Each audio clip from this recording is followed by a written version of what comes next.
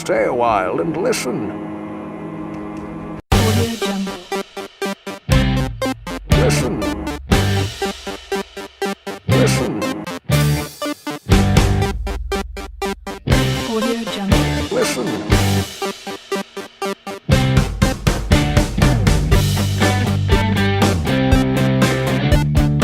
Stay a while and listen. Hey everybody, it's another edition of Stay a While and Listen. I am Elroy, and I am of course joined by... Oh, you want me to say my name? Oh, I'm Freamwhole! Freamwhole! Hey! Oh, no, just kidding. You're just building me up. That was where the sound effect of the fanfare and the trumpets, they all got slid in there and I didn't hear it. Yeah. Gotcha. Your button bar was a little slow. You're right on. So, how you doing tonight? I am pretty darn good. You know, it's pretty darn cold up here, Elroy, being in Minnesota here. I've heard. A little chilly. So, all right. I used to have this bit on my old podcast called Fream Screams. I don't know if you remember this. And I'd rant about something that kind of got stuck in my craw. All right. And so, look, I understand that's not really the point of the segment we're doing today, but I feel like you, as a teacher, may provide a unique perspective into this and have some insight for me. So if you don't mind, I'd love to just pick your brain a little bit here. All right, I'll put on my teacher cap, even Okay. though I'm off work. But that doesn't stop them from harvesting free labor from me. Right. Example being faculty meetings. Don't get me started on that. So here's the deal. Okay. Well, let me start. Like at some point, as an educator, you have interactions with students. And I assume True. That is true. At some point, true. you may also interact with their parents. That is not necessarily true. Do you have teacher conferences at all? You have a couple of them that show up, and those are the ones that are the A students, and then all the ones that are failing your class. Well, you rarely see them. Okay. Oh, yeah. I don't think they have parents. But now, if little Johnny gets into a fight, and I use the word Johnny, not that we have anybody in my school named Johnny. Sure. But if little John, Johnny or something gets in a fight or something, then oh my goodness. Yeah. Oh, you have never seen it. The parents right there, and and as you mentioned, these cold weather days, if they think that the school should close because of some impending 1/3 of an inch of snow coming our way, they all come and check out their little babies early. But okay, this is perfect. Now, you may have tipped your hand already based on kind of where I want to go with this, but let's just leave it as is, and we'll see where this conversation goes. But okay, so here's the deal. As you may be aware, in Minnesota here, we're experiencing this 1-2 punch of winter right now. And so my kids had school canceled today because there was a snow event coming, Snowmageddon, or the snowpocalypse, one of the two. And it was going to hit overnight. Okay, so we got a call at 10:30 last night, and the snow was supposed to start at 6 in the afternoon, and we were going to get anywhere between 2 and 10 inches of snow. Okay. That's excessive, yeah. Yeah, again, it's one of those meteorological things where it's I don't know, could be a bunch, could be none, I don't care, it's going to be somewhere in there. And so, fine, I can't fault the superintendent for canceling it because, listen, it wasn't supposed to stop snowing until rush hour, so really you can't clear anything. And so they're like, listen, it's going to be snowy, crappy, and dangerous to be on the roads in an automobile. I get it. I still went to work in the morning. It was fine. You just had to slow down a little bit, but whatever. We ended up with 2 to 5 inches, roughly, across the metro. But, okay, I'm totally okay with that, right? Now, here's the other thing. What happened is then today we got a call and the quote from the call was, quote, "Due to historically low temperatures, we are canceling school for Tuesday and Wednesday." Okay, so now it is cold. It will be cold. Temperatures are going to be 25 degrees below 0 Fahrenheit, with the wind chill going down to about 50 below Fahrenheit. That's pretty darn cold, and you can get frostbite within 5 minutes of having exposed skin. Okay. Goodness gracious. So now that is really cold, right? But I seem to recall when I was a kid going to school when it was butt-ass cold. That happened. That's a thing. We live in Minnesota. You should know what cold weather is. We deal with it all the time. So that leads me to 2 possible conclusions about what's going on. And this is where I'd like your input. Number 1, children are so defiant that their parents can no longer enforce them to wear appropriate clothing to protect themselves from the elements. Or 2, parents are just so stupid that they're going to put their kids into harm's way by ill-equipping them for cold weather. One of those 2 has to be true, and I'm curious from your standpoint as an educator, is it the kids being total monsters or the parents being completely inept, or, maybe a little column A, a little column B? Where do you sit on this thing? Because I cannot believe that you wouldn't throw some mittens, put a hat on, big old coat, snow pants, boots, and a scarf, send them to school. It's not that big a deal. Well, they don't walk to school uphill in the snow both ways. Both right going to school and coming back home from school in that sandals. uphill, and that's the way we liked it. But I think maybe it's an issue that these little snowflakes, they don't want them to get lost amongst the rest of the snowflakes on the ground, and so the parents want to protect them so much, and it's the parents. They're idiots. Okay. There you go. I feel told. I mean, I was leaning that way because I mean, my kids, like, I have to tell my son often, put some snow pants on. Like, oh, it's not that cold out. That's not the point. The point is you have sweatpants on.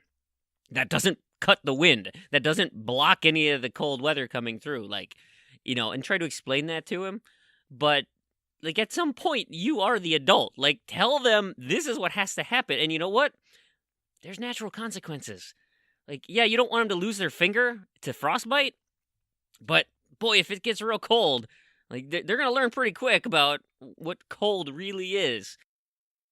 I think also this I might be able to answer this with a nice little story, since this is story time. Well, let me tell you. Let's hear it. Let me tell you about the day that I lost faith in the parents at my school. Oh boy. Well, it just happened to be a nice little light topic like that. Yeah.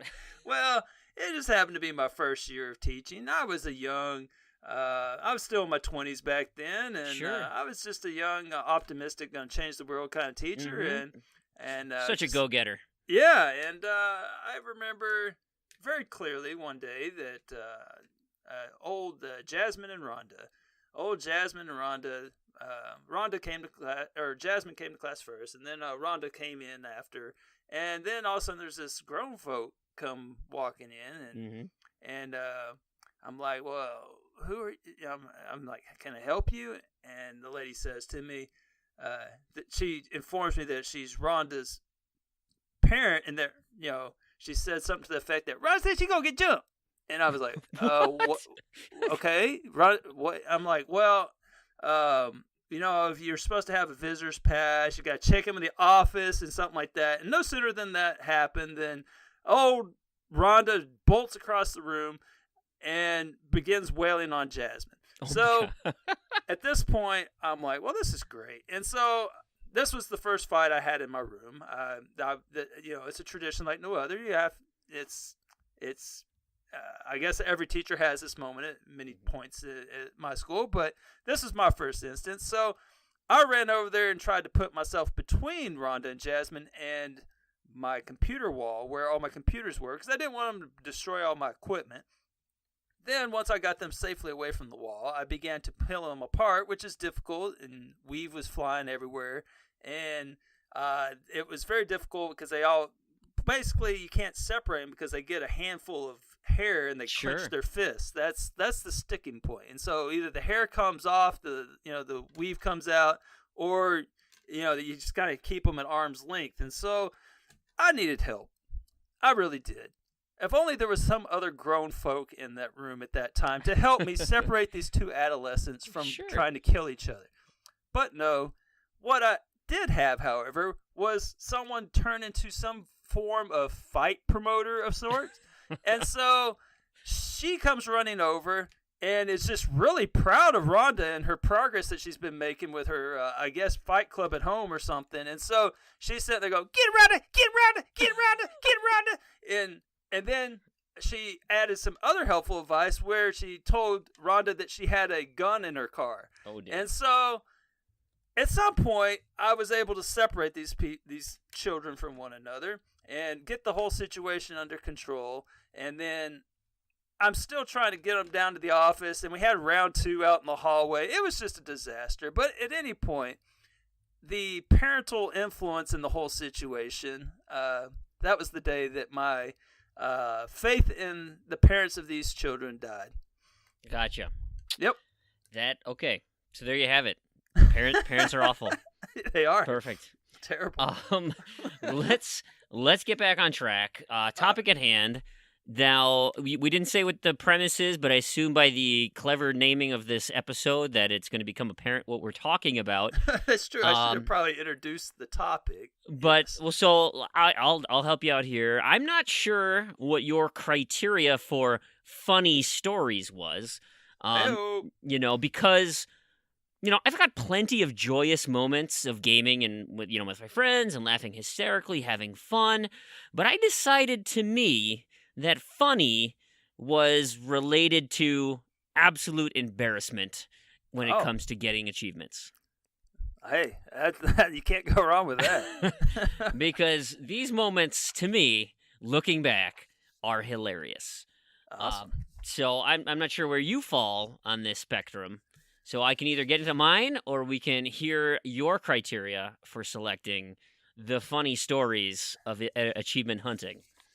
Yeah, that's more of the same. One of the stories kind of played out in Discord recently, so I'm sure people will remember that. And then the other ones, it's just a little mixture of everything.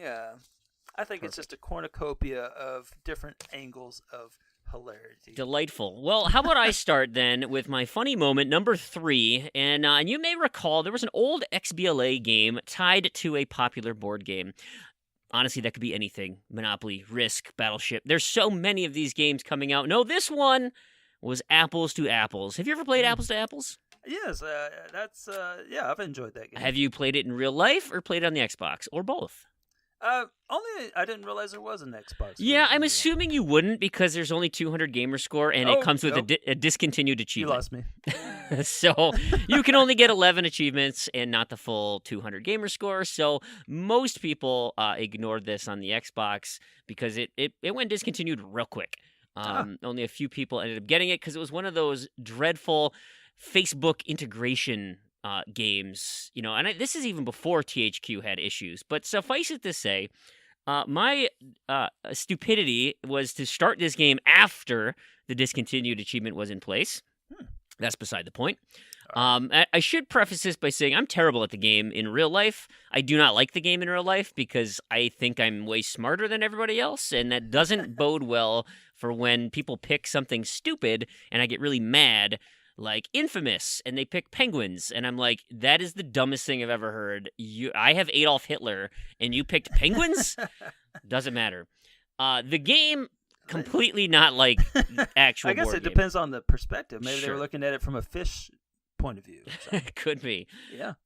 This game really is simply just a boosting thing. And so ultimately, you get 3 people together, and you can get the first 10 achievements. Of course, there's 12 total. 1 is discontinued. So 10 of them, almost all the entire game, can be done within less than an hour. Very quickly, you can set up all these things, playing a game by playing certain cards, doing whatever.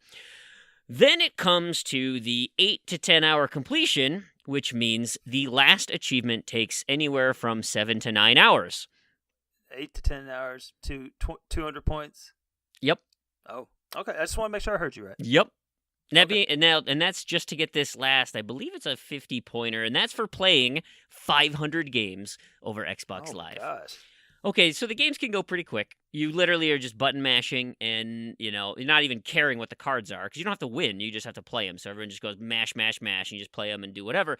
So I set up a party. This was back in 2011 with Mattism and Facial LaFleur. Those are some names maybe your friends and the people in the community have heard of, maybe not.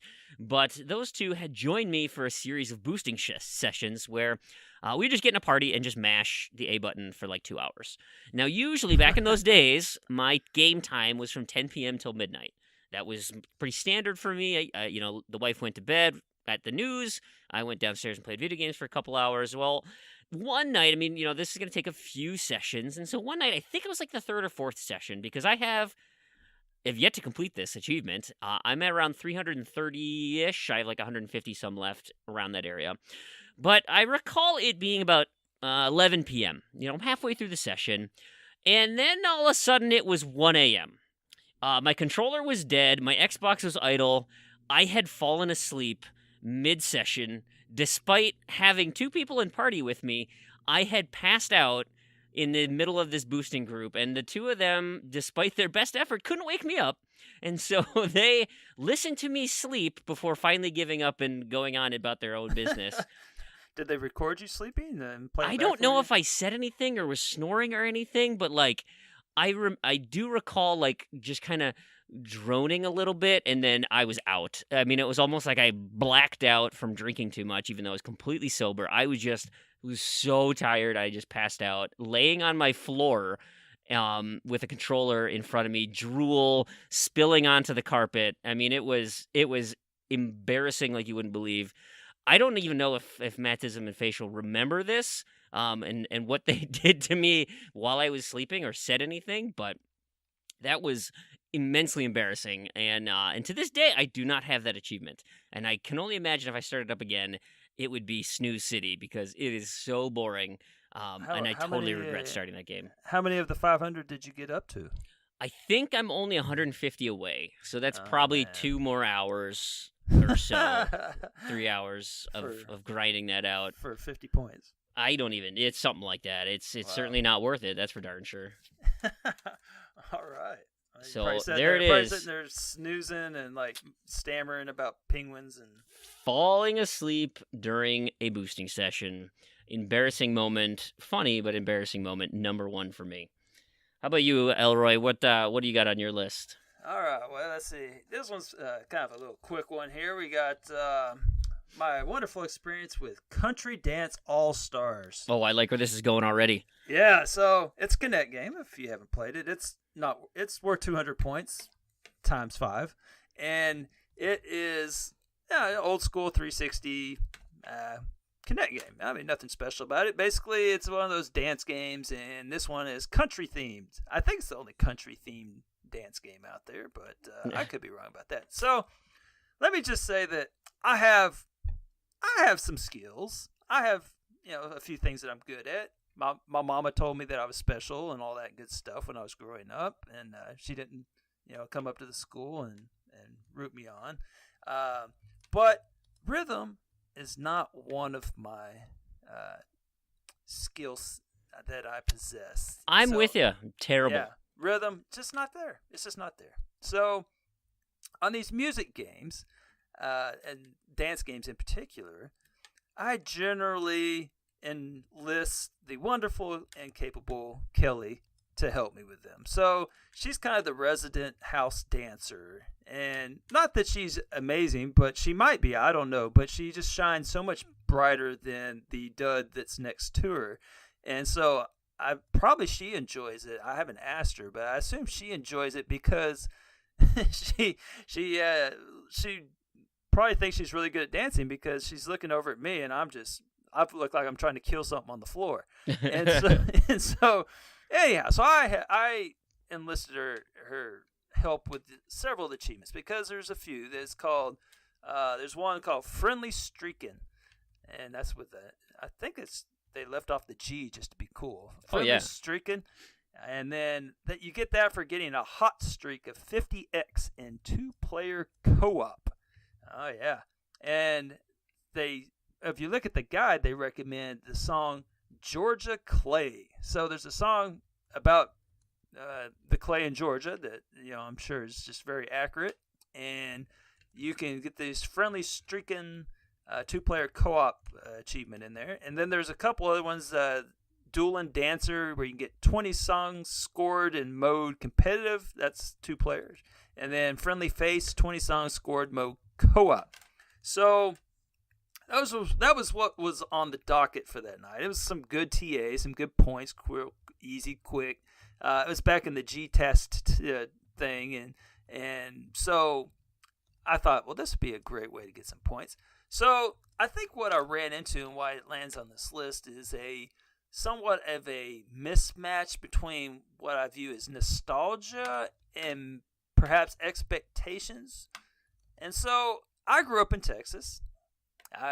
Country dancing was a thing there, very popular. Most people knew how to do some good old country dancing.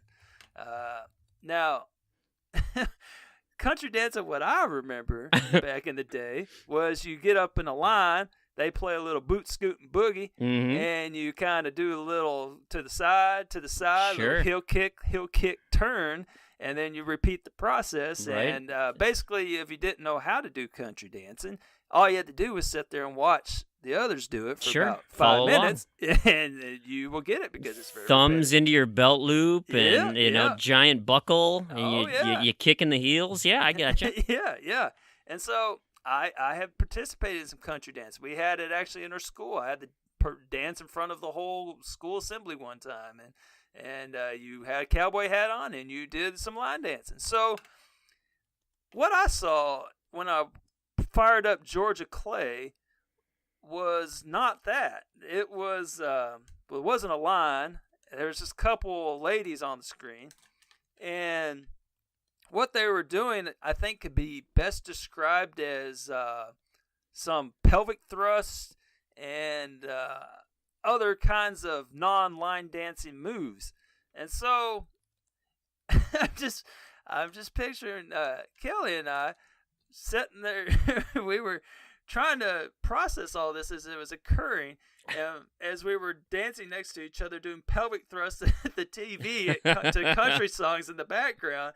And the whole absurdity of it all was just too much. And so, needless to say, and the thing wasn't registering half of it, and Kelly complained the whole time because it was like, man, this thing, I'm doing it right, and she's not, and it wasn't like she was wanting to do what she was doing, and so morale tanked really quickly. Like morale was just right out the door. It turned into less of a boost to more of a hostage situation where You need to stay till I get this achievement. yeah, like and she's like, I can't do this much, and then it's like, why do we keep playing Georgia Clay over and over? Like, it was just this awful dance of, I don't know. If you have the game, fire up Georgia Clay and just watch how they dance, and just picture two, almost one 40-year-old and one almost 40-year-old persons trying to mimic what they're doing. So we did, in the end, we did get one of the hot streaker achievements, but that was about it because I couldn't even get the thing configured right, and so I don't even think the 2-player co-op was even active. So I don't even think I was doing anything. Like, it was just tracking her, and I was just taking up space. So you were there for moral support. Well, there was. I mean, if she's gonna look like an idiot, you got to look like one too. Oh yeah, I mean, I definitely had to dance next to her, if you call that dancing. I had to definitely do pelvic thrusts next to her, and but anyhow, that had a soft spot in my heart with spending this quality time with my lovely wife doing pelvic thrust to country music. That is hilarious because, I mean, there is a running theme here, but I'll get back to it because my funny moment number 2 does not involve the Kinect, but involves, so I don't know if you recall, but there is a phrase out there now that is attached to my name. It is called pulling a Fream. And I'm not sure if you know the etymology of this phrase. So sounds like you did something really awesome, right? Typically, that is not how you get notoriety in this community. So let me say that there's a lot of games that incentivize their players, for playing on consecutive days. And this could be, in-game currency, maybe get some items. But there are some games that tie it to achievements. Okay, the Microsoft casual games come to mind is doing those daily challenges kind of things. But there's a game. I got 3 days left. See, and there it is. So there's a game that actually spawned this term, pulling a Fream, and that game is Roblox. Oh yeah. Have you played Roblox? Oh yes, I have some very fond memories of that last achievement where signing in so many days in a row. That is the one. So goodness. pulling a Fream became the term for when you actively pursue a streak and you still play video games each day, but you can't maintain that streak because you're careless and dumb. And of course, I was doing the podcast at the time, so I, on multiple occasions, would explain I'm this close to getting it, and then the next week I'd have to say I screwed up again. And this happened multiple times. So if you look at my timeline, I started the game January 27th, and then on January 29th, my 3-day consecutive streak. Yes, on track. February 5th, 10 days, achievement unlocked. Beautiful. February 15th, 20 kids. Nope, I pulled a Fream and failed almost immediately after the 10 days. So then I had to restart it all over again and take another 20 days to go, nope, failed again. And finally ended up, after twice failing to just simply log in and get into a single match for 20 straight days, I finally got that achievement. But this had spawned then a collection of things where I consistently failed at getting these daily things. This happened again with the Microsoft Solitaire collection. I could not keep a daily streak, and that thing lasted for 3 months when it should have only done 1. The Microsoft Minesweeper, most recently, this last summer, I did what should have been a single month, took me 4 months because I couldn't just simply get play the game once per day consistently. I'm sure I'm going to continue to mess up these streaks, but the entire concept of, I have dailies that I do every day right now. I'll sign in and get my sign in for Prominence Poker. I'll do my Brawl Out daily. I'll do my Brawlhalla daily. And that's all I have right now, but I know there's lots of people out there with some Gems of War. There's lots of people out there with, I used to do a Happy Wars daily. There's so many of these stupid games. Yet, now I'm doing all these things, and I'm not getting anything for them. There's no achievements tied to any of this crap. But back in the day, I couldn't be bothered to just consistently either set an alarm or convince myself it was worth my time to do it at the same time every day, when it literally would take maybe 5 minutes, and I'll get to it. Nope, and then I would forget. Awful. So pulling a Fream is number 2 on my list of big, dumb, embarrassing failures that I consistently repeat throughout my my gaming career. Yeah, that Roblox one. It's some monster. Well, I forget how many days is that one. 20. See, that thing cheated, man. That was one of the ones that I logged in like 60, 70 days in a row on that thing, and finally it popped like, I don't know, it was months after it. And I even had Kelly log in on that one when I was out of town. And yeah, don't get me started on that one, but yeah, I got this I'm 3 days away on the Microsoft, whatever the card game one is, and so yep, I got a good thing going. I wake up in the morning and I'm gonna do my morning pee. That's when I knock it out. That perfect. So, yep, just take a little extra. Wait a minute, extra time in there. You pee sitting down? Yeah, man. On purpose? It's dark. Yeah, it's dark. Oh, in there. okay. Why don't you turn the lights on? Well, I don't want to wake up anybody. But you're in the bathroom. Well, yeah. The lights, like it bothers your wife that much? Well, yeah. Okay, and that's fair. That's fine. Happy wife, happy life, my man. Yeah. Come on now. So, yeah, you don't want to, pee all over the floor in the dark, man. Well, I get that. But I'll close the doors and turn on the light. I get it. There's that little thing in there. That takes some skill to, just kind of, use both hands to play solitaire while you're just going. I don't know, man. I don't think I trust myself with that. Yeah, that'd be a bit much. So, all right. Well, my second one, related here, is from Sigi and the Farta Methuselah, or whatever it's called. Yep. See, you knew it. You just tied it right in. Yep. So, and he pees sitting down in the morning too. So, like a gentleman. Yeah. He didn't want to wake up the mermaid. So, have you played this one at all? I have not, but I've listened to 3 reviews on it through this and various other podcasts. All right. Well, maybe your time will come. I could close my eyes and envision this game very vividly. Well, it doesn't take much, and you could almost do a blink and almost miss it. It's one of those little quick ones. So, I was excited to play this game because I love bad games, and so I had saved this one up for the tournament, and I when it came out, I was like, oh, I really wanted to play that. And so I had to wait, and I waited. And then finally that week came in December, and it came time to do this one. So and I heard about it through X. He was talking about it in one of our VSSs, and he and I, we did one that lasted way too long, and in that one he had talked about it. But the final week came of the tournament, and so it came time to blow through all these 0 to 1 completions and 1 hour and 1 to 2 hour completions. That was my whole strategy. And so I started Sigi when I was at work. So basically I have a planning period the first part of the day. And so I get about a 2 hour break to start off my Monday and Wednesday days. And so this was Wednesday morning. And so it was the day of the big cut. And so I had already gone through 2 other games. I think like the Station and something else, Sure. a Semblance. I forget. Well, there's so many of them. And so I had gone through about 2 or 3 of these games. And so my time was running out in my planning period. And so I was about halfway into this Sigi game, which is, about halfway through. It's like, I don't know, 15, 20 minutes into the game, which is about halfway. And so I was running out of time. And so the bell was about to ring and my class was about to come in. And I was like, well, dang, I really wanted to, I need these points. And so I really need this to happen. And so then I thought, oh, wait, there is a Student Achievement Factory member and Ooh. an Achievement Hunters 101 member. Ooh. She says she listens. So this will be a testament whether or not she listens. I'll see if she says anything about this.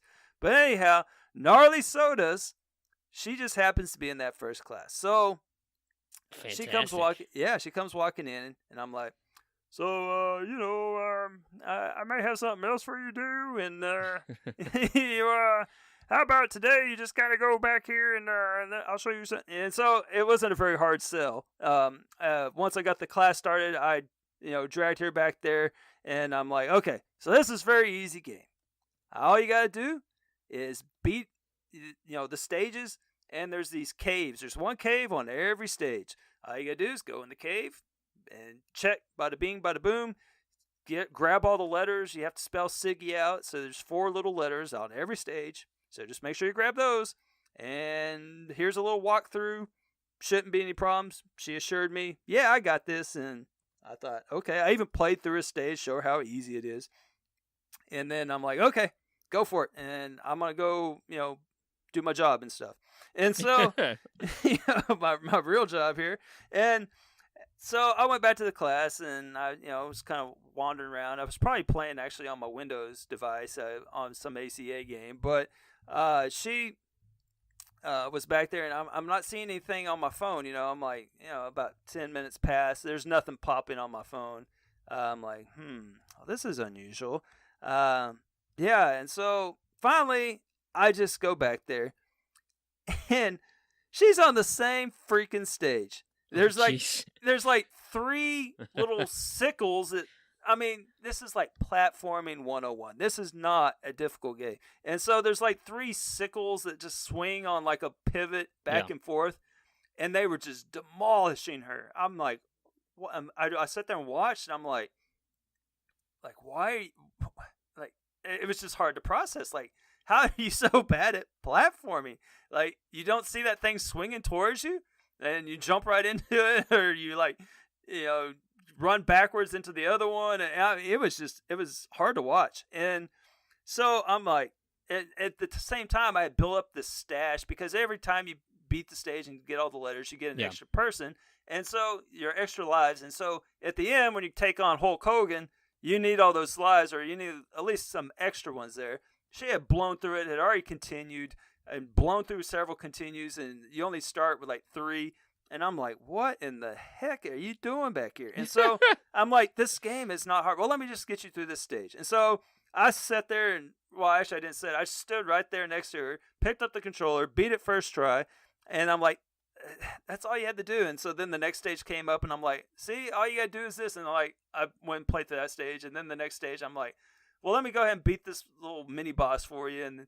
And so I beat that one. And then the next stage came up. And by this time, I'm just like, well, I'll just do one more. And so I sat there and I literally played through the rest of the whole freaking game. And she sat there and watched it. And I'm like, see how easy it is? I'm sitting here beating this first try. And so I'm not sure if, like, I'm just really great at platformers. Maybe she's just really terrible at platformers. Maybe it's something of the both. But anyhow, at the end, I'm like, okay, well, that wasn't so bad. And then I went and looked at my list, and I'm like, wait a minute. I got a muff completion here. I'm missing one. What is this? And so apparently, there's one of the achievements that is for getting 100% on the game by finding all the caves, finding all the letters, and finding all the collectibles, and it has to be done in 30 minutes. Oh, no. And so, having outsourced this activity, she ran up the clock on the game, and so when I finished, it was like 40-something minutes. And I'm like, so had I not outsourced this, I would have, 40 was not less than 30, and she had a good 15, 20 minutes on there where she just sat there and just went beast mode on the sickles and see how sharp they were. And so, so I did not get that achievement. So I'm like, oh, Lord. And so I got home a few days later. I'm just like, after the tournament ended, I'm like, I guess I should clean up that game. And so I came to grips that I'm one of the few people that had to do a second Sigi run. And so I plowed through it, no problem. And then I think that an important note here is that reading is important. So, like, what you think you know does not actually equate to what you actually have to do or what what is reality. Sure. So I thought that it was a speed and cave run. So you have to beat the game in 30 minutes and hit all the caves and get all the letters. But I didn't realize that those other collectibles were not optional. And so... Oh, no. Yeah, so I plowed through it. I finished the game easily under 30 minutes. It was like, I don't know, 22 minutes or something. I mean, I was well under it, if even that. I can't remember the time. And I'm like, okay, pop any minute now. Okay. Yeah, right. Whenever you want to. Yeah, good joke here. All right. So, what I'm trying to say is that I am one of the even fewer people that have played Sigi 3 times through. I don't know. You can blame, like, what I just need to read better. But I got to this final playthrough here, and I drank a lot of tea before I played it, and so maybe the pause wasn't working very good, or maybe it was the stage where there is no cave, and I was looking for a cave, and I'm like, where's the freaking cave? I didn't have a walkthrough at this point. I'm like, I know this game by now. I forgot there was no cave on that stage. Blame whatever, but by the time I shot Hogan and the Irish one last time, it took a lot longer than I thought that it would have. So I finished the game at 29 minutes and 42 seconds. Oh, my goodness. And I damn near had to play that damn game 4 times. But fortunately, by 18 seconds, I was able to get that freaking achievement. So the moral of the story is, don't have a millennial platform for you. I like that. That is absolutely apropos. And it's funny. I mean, that game is really one that you want to savor and enjoy multiple playthroughs, right? Because it's so 3 times. wonderfully written. So deep. Yeah, Deep. there's a good message there. There's a real good message. Wow, that is something special, isn't it? Indeed. So I'm kind of cheating on this last one here because while it's kind of 3 moments, or multiple moments, I guess. But really it all comes down to something that you had alluded to earlier, and that is the beauty that is Connect 1.0. Gamers are not well known for their physical prowess, typically. And so it should come as little surprise that the Connect was not immensely popular amongst the gaming crew. It was really cool tech that worked sometimes, and, some people actually wanted that, do some fitness type stuff and maybe some games. But typically this peripheral had provided some of the goofiest, silliest, most outrageous moments in gaming for me. And so here are some moments that just stood out of absolute absurdity. Now, this first run here was in an application called Voice Studio. Have you heard of this at all? It does not sound promising at all. So this was back back in the day, and it's not necessarily the Kinect, but they were toying with voice commands. Xbox was looking at, with just in general voice command type things. And so I don't think I've ever used a single voice command with any of my Xboxes. yeah, I typically don't either. Although now I'm using Google and Alexa a lot more. But this literally was, previously there was the Xbox Live Labs, and this was a year before. And really, that was just to kind of look at what people are running from an infrastructure standpoint. And you would just let that thing idle for a few hours, and then you woke up. You had 0 gamer score, but there was 3 achievements, and they came with avatar awards. And so, that's how I got my lab coat on my avatar. I was pretty excited. I'm a scientist, so I like that. I still use it today. And so there was a promise of avatar awards for this voice studio. And so you had the Kinect plugged in, and you would talk to it. And here's how it was. It was required more interaction than simply letting this thing idle. And now technically you could just mumble your way through, but really they are trying to improve the service, so you might as well do it. You have to, it's not going to take any longer or shorter. So here it is, right? The achievements are for completing tracks in Voice Studio. And so I thought, okay, well, I'm just going to start this thing up it's about 10 p.m. normally when I game, right? So this will be a short little commitment. There's only 4 achievements. And so you have to do, the first achievement is for completing the tracks on 1 and 2. Okay, so you have to say 30 phrases for track 1, and then that unlocks track 2, and you have to say 40 phrases. Okay, pop, there it is. First achievement, 10:30. Do you get to choose the phrases, or are these No, predetermined? They're random. So it's stuff like Xbox, Bing search, or Xbox, what's the weather? Xbox, bring down the house. Okay, I don't think that was one, but you get the idea. You're literally just asking commands, saying random things. Tallahassee, Florida.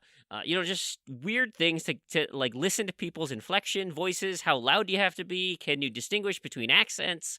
I wonder if you just activated something on people's Xboxes that are listening to the podcast. I don't even know. I think I have to say Alexa, do that first. And we'll see if anything happens.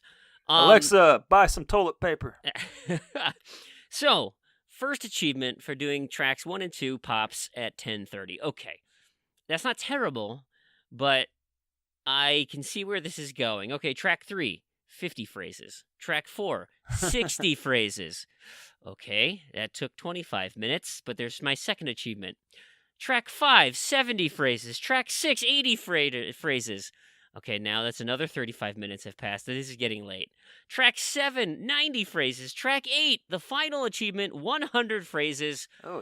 And it is now midnight. I have said 500 phrases to my Xbox. I can't remember the exact specifics of what I've said, but this is a 32-year-old man in his living room talking to a computer for 2 hours in the middle of the night. Not one of my proudest moments, but I did it for 50 gamer score. Were you at least in your underwear or anything like that? I can't. Certainly in my jams. That's for sure. So that was the start of my Kinect-based adventures, because then the next Kinect adventure, it could very well be Kinect Adventure, but I think more appropriately it would be Wipeout. These. Really, at this point, I was looking for Kinect-based games. I wanted to use this thing. I wanted to, if people designed this peripheral in mind, I wanted to play those games. They typically have high TA, which is nice, because, people start them and say, this is the most god-awful tracking. You can't get anything done. This is so stupid. Or they see a bunch of people pelvic thrusting and Exactly. Yeah. Exactly. So you flail and jump and hold your hands up and running in place. Now, when I was playing this, I was certainly less fit than I am now. And this was just a complete comedy of huffing and puffing, sore arms, shoulders, and legs, nearly passing out, and most importantly, sweating profusely through my shirts.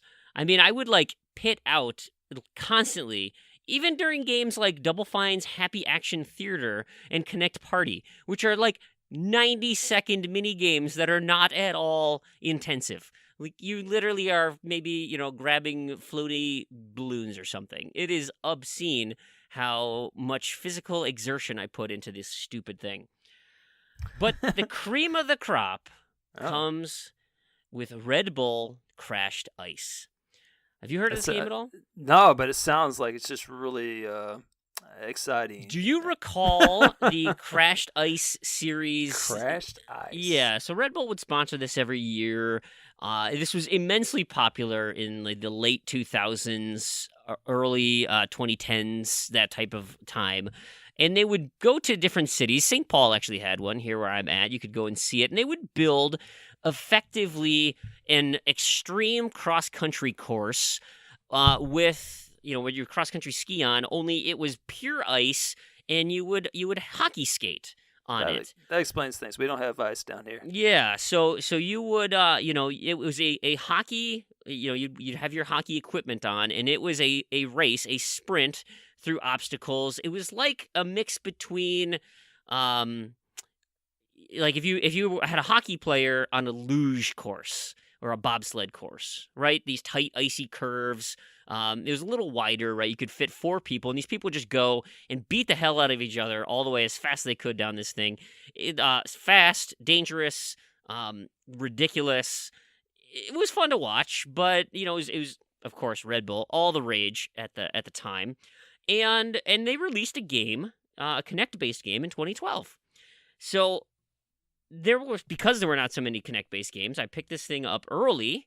And I got 13 achievements on day 1, which is completing all the races in gold. Now, I was immensely sore after doing this because the mechanics require you to effectively do speed skaters in your living room. You are pumping your arms. You are jump squatting because you have to jump and then land in a squat position. You have to hold your arms up to block in case you're going to run into an obstacle. You have to punch and kick your opponents next to each other. So, I mean, this is just all on flailing, and it is quite physically demanding. So, here's the thing. Because Kinect tracking is so poor... you have to do it like 3 times. This is immensely frustrating and difficult. Okay. This has one of my least favorite achievement types in it. That is the leaderboard achievement. Oh, yeah. Reach number 1 in the world on any track. And so by the time I got to this game, you can imagine that this was completely out of reach for most people. and there were multiple requests to, and here's the developer, beautiful developer, Bongfish, to get them to reset the leaderboard. Yeah, sounds credible. Yep. They were not terribly keen to do it. But after months of pestering, one individual did get them to agree to a leaderboard reset, and they said, listen, we will be resetting the leaderboards at midnight Pacific Standard Time, January 25th. Now, apparently they did this again in September of 2016. That not an issue for me. That's now twice in the last 4 years they've ever done this reset. But that was it, right? So, okay, I'm in Minnesota. That is Central Time, which means this is 2 a.m. for the reset. And so at 2 a.m. on January 25th, I am sweating, jumping. All the lights are turned on downstairs because, the Kinect needs to see me. And the TV is directly below the master bedroom where my lovely wife has been now sleeping for 3 to 4 hours. So you can imagine her delight when she is ripped from slumber by what sounds like a mosh pit in our living room. That's awesome. I am frantically logging into race after race after race, trying to find any of these tracks that are still obtainable. I'm flailing, I'm jumping, I'm freaking out. It's 2 a.m., 2:30. Like, I'm trying to find anything that I could possibly still get. These races don't take terribly long, but, people are trying to still put in a time, and they know the leaderboards are up for grabs, so they're trying to block everyone else. My wife comes downstairs, sleep clouding her eyes, but the scowl was very clear, followed by the inquiry, what the hell are you doing? It is 2 a.m. Now, what can you say to that? Because at this point, I mean, as much as I would love to tell her the truth, I can't get my focus off the game because I'm running out of time. There's only a few races left that have obtainable leaderboards. So it's like, don't worry about it. Just go to bed. Just leave it. I got it. Let me just finish this kind of thing. Which You is should have told her, I'm saving the world, babe. the Saving the worst world. answer. 229, I ended up unlocking the achievement. I did get it. I got it number 1 time. It was delightful. Now, of course, they're far. You cannot do this anymore. The times are obscene. I shut down the game, wiped the sweat from my brow, absorbed the moisture from under my arms, and slunk upstairs and slid into bed, both at the simultaneously feeling victorious and defeated in shame. And my wife rolls over and says, "You smell awful." You didn't even shower off I didn't after even that? shower. Wow. 30 minutes of jumping You're just around. I mean, it husband was of the year bedtime, there, right? It was.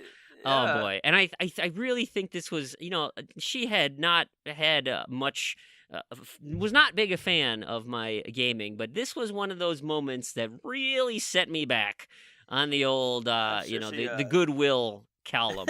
I'm sure she still gives you crap about it. He yeah. was immensely mad about Yeah, this. Yeah. Hey, I got it done, right? These are some things you do for achievements. I'm not proud of it. I still don't have the completion because the completion is stupid.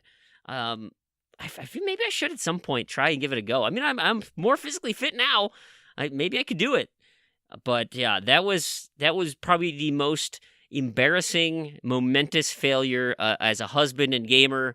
Yet, like I said, simultaneously being a beautiful moment of grabbing a very rare achievement. And there you have it. My number 1.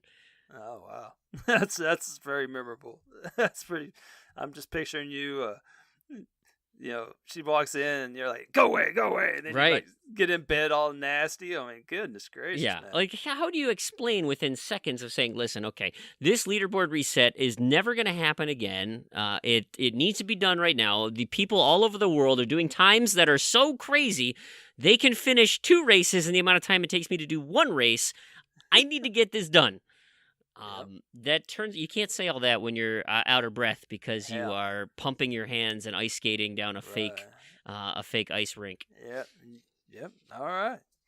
Well, see, I still got 2 things left here. You kind of snuck 3 in there on me. I did. It was all Connect stuff. They're just glorious. Oh, So man. let me hear yours. All right. I'll fly through them here pretty good. So the first one is called Lazy Galaxy Rebel Story. Have you heard of this game? I have not. This sounds crazy. Yeah, it's a story about rebels, but it's also a story about a lazy galaxy. It's the best of both worlds. But no, this one, this is the one that kind of played out in Discord. So if you're not in our Discord, perhaps you should. I would tell you where to go to join, but I don't know. I don't do that part. So just use the internet. You'll figure it out. So this beaut of a game is, I think you could best describe it as like a side shooter, and you cross it with Star Fox. If you remember Star Fox, I do. Okay, yeah, okay. You might enjoy this one though. I was just started playing Starlink. You know that weird Ubisoft flight game that you put that giant spaceship on top of your controller. It's Oh, no. unwieldy as all hell. I was just Oh. I was on Best Buy for like $20 for the deal of the day. I was playing with my son just tonight. It's just like Star Fox. Oh. The peripheral that goes on your controller is obscene. It's so heavy. But anyway, I digress. Go ahead. Sorry. Oh, okay. No, that's great. Well, this one you could do it. You don't even have to add anything to your controller. You want to play a Star Fox type game? Here you go. I think it's like $7 for this game, maybe Okay. $8. Anything. So it's like a 2D Star Fox. So a lot of weird. It's like a collection of weird animals and people flying the planes, and they are some chatty Cathys. Let me tell you something. Lots of dialogue pop-ups. So Okay. it's constant dialogue. And so there's like a T-Rex in a top hat, and he might be talking to what I describe as Dirty Owl Man. Okay. And then they have a back and forth dialogue, or maybe Cyberpunk Lady might talk to lizard face. There's all kinds of stuff going on. And so there's also an evil octopus guy that talks trash to you the whole time. And so, as entertaining as this sounds, that's not where the funny part comes in. So the funny part comes in that somehow when I fired up the game, there were a bunch of options that I didn't see. Now, I can't explain exactly how it happened. Maybe the cat stepped on the controller while I was off urinating or something, or Yep. or maybe I was just mashing through the buttons to get through the menus. I honestly have no idea how this happened. It's unsolved to this day. Maybe there was a second shooter. I'm not really sure. All right? It's a great mystery in this household. But whatever the case, unbeknownst to me, I somehow changed the language to gibberish.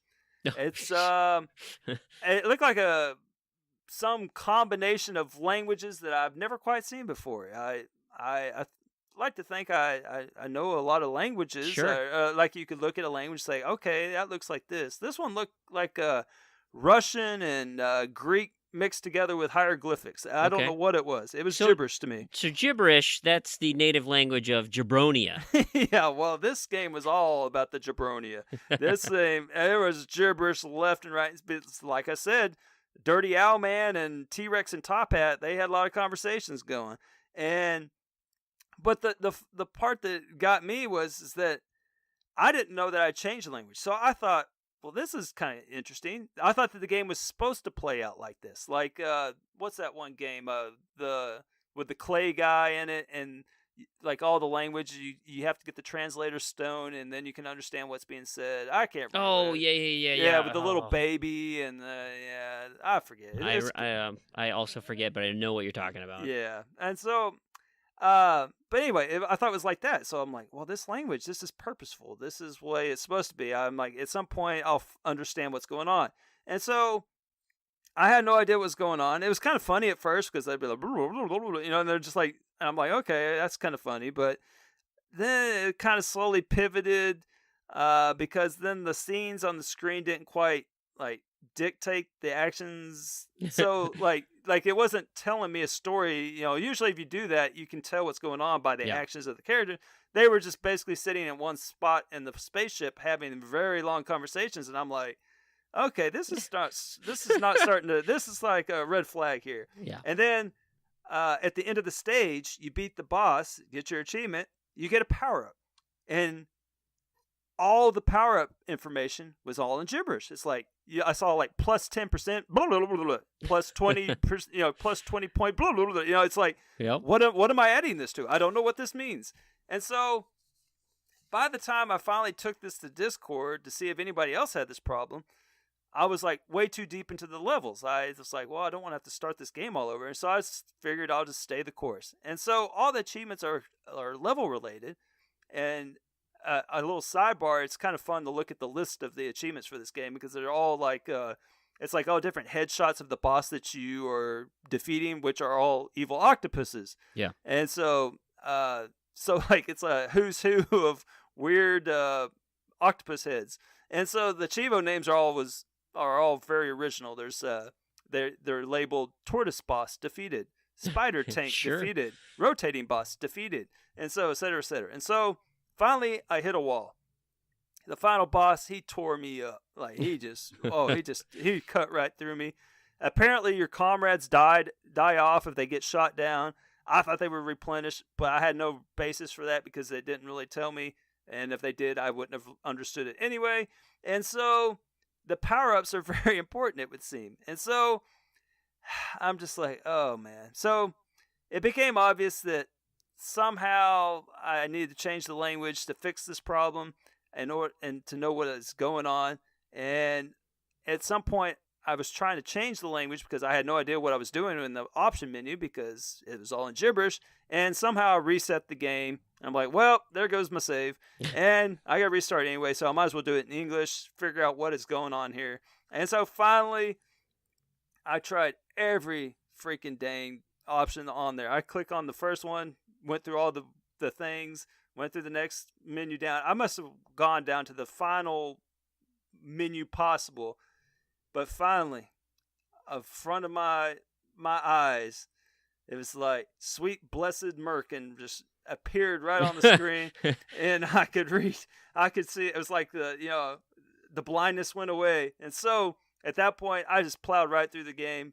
And so the power-ups, yes, they are very important. I picked the correct ones that would help me get further, and I found out all about the evil octopus plot. I don't want to spoil it for you. Yeah. Thanks, I appreciate it. Yeah, and I would recommend this game to people.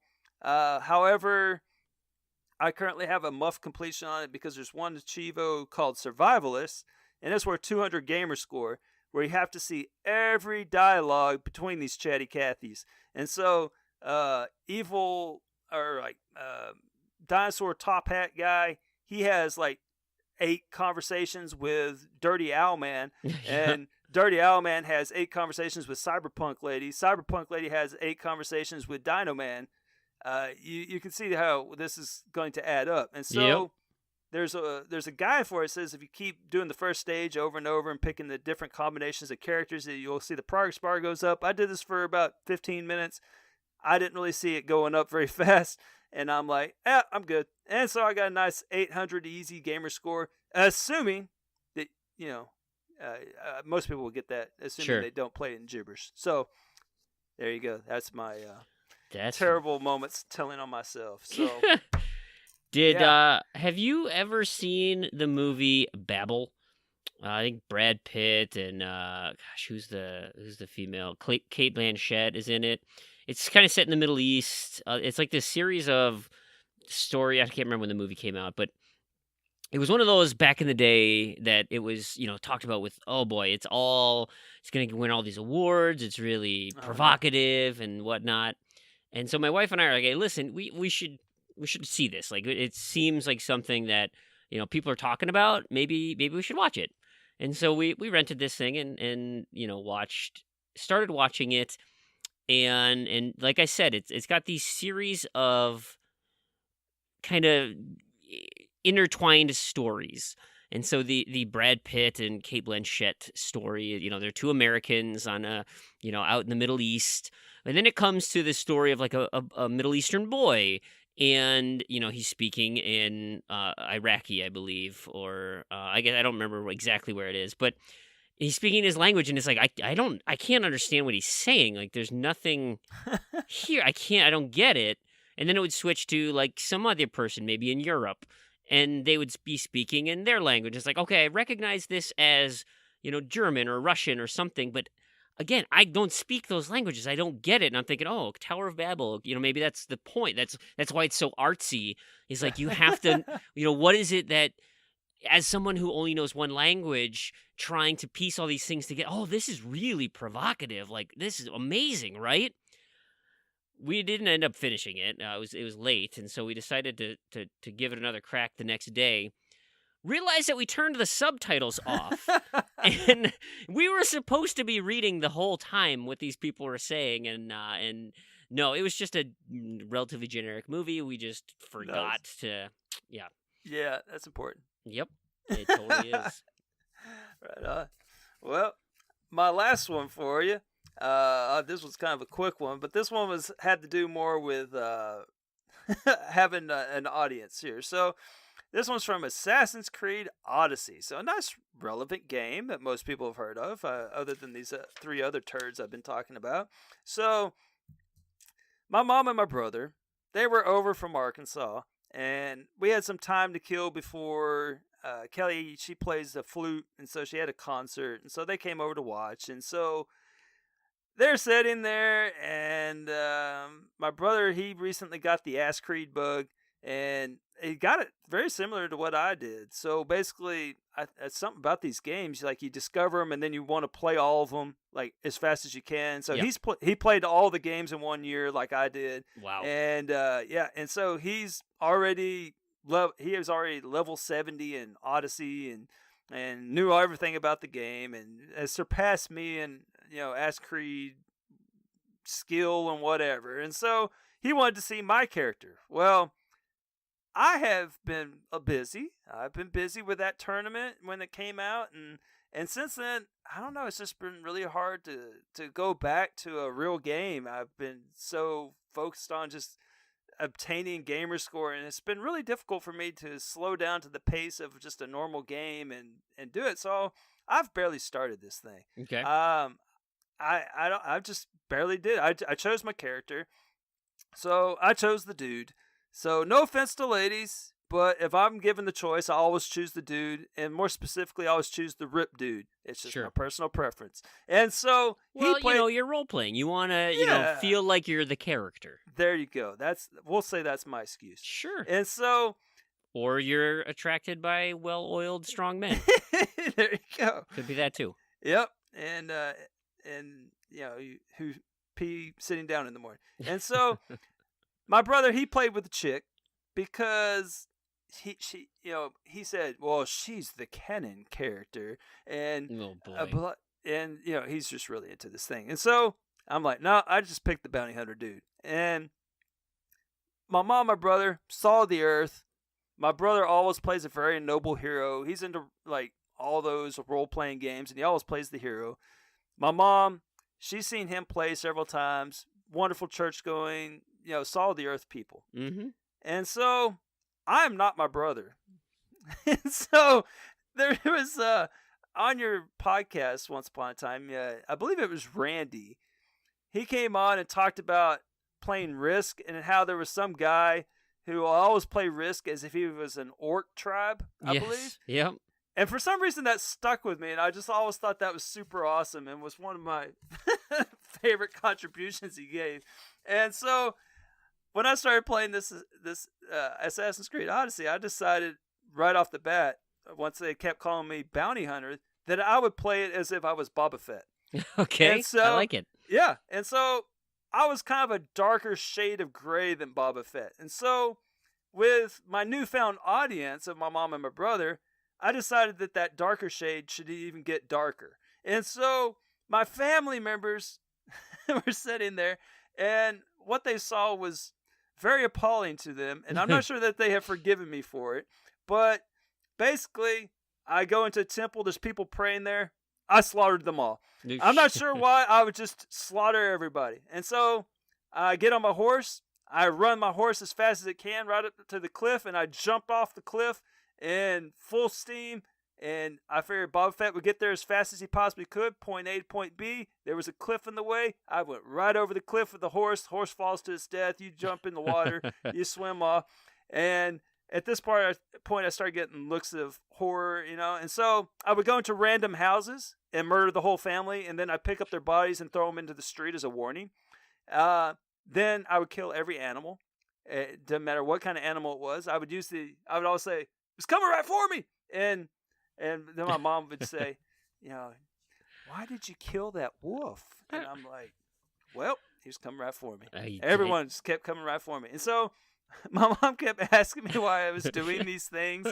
My brother kept just kind of sat there kind of chuckling. He's like, "Well, there's going to be an upcoming bounty hunter system, and you're going to have to need to change your ways." Oh, boy. And I'm like, "Oh, bounty hunters? Hell, I kicked their ass too." I mean, I was just talking a big game, my little level 3 character, and anyhow, I had a hell of a good time playing this game with my newfound audience and terrorizing the entire countryside. That's funny. And I'm not sure if they'll ever watch me play video games. Yeah, Mom, everybody dies some point. That's right. On a long enough timeline, the survival rate always drops to 0. Bingo. Yep. That's funny. I could not imagine sharing gaming moments with non-gamers. Like my parents' wife, they just don't care. They look at it and they're like, "This is the dumbest thing."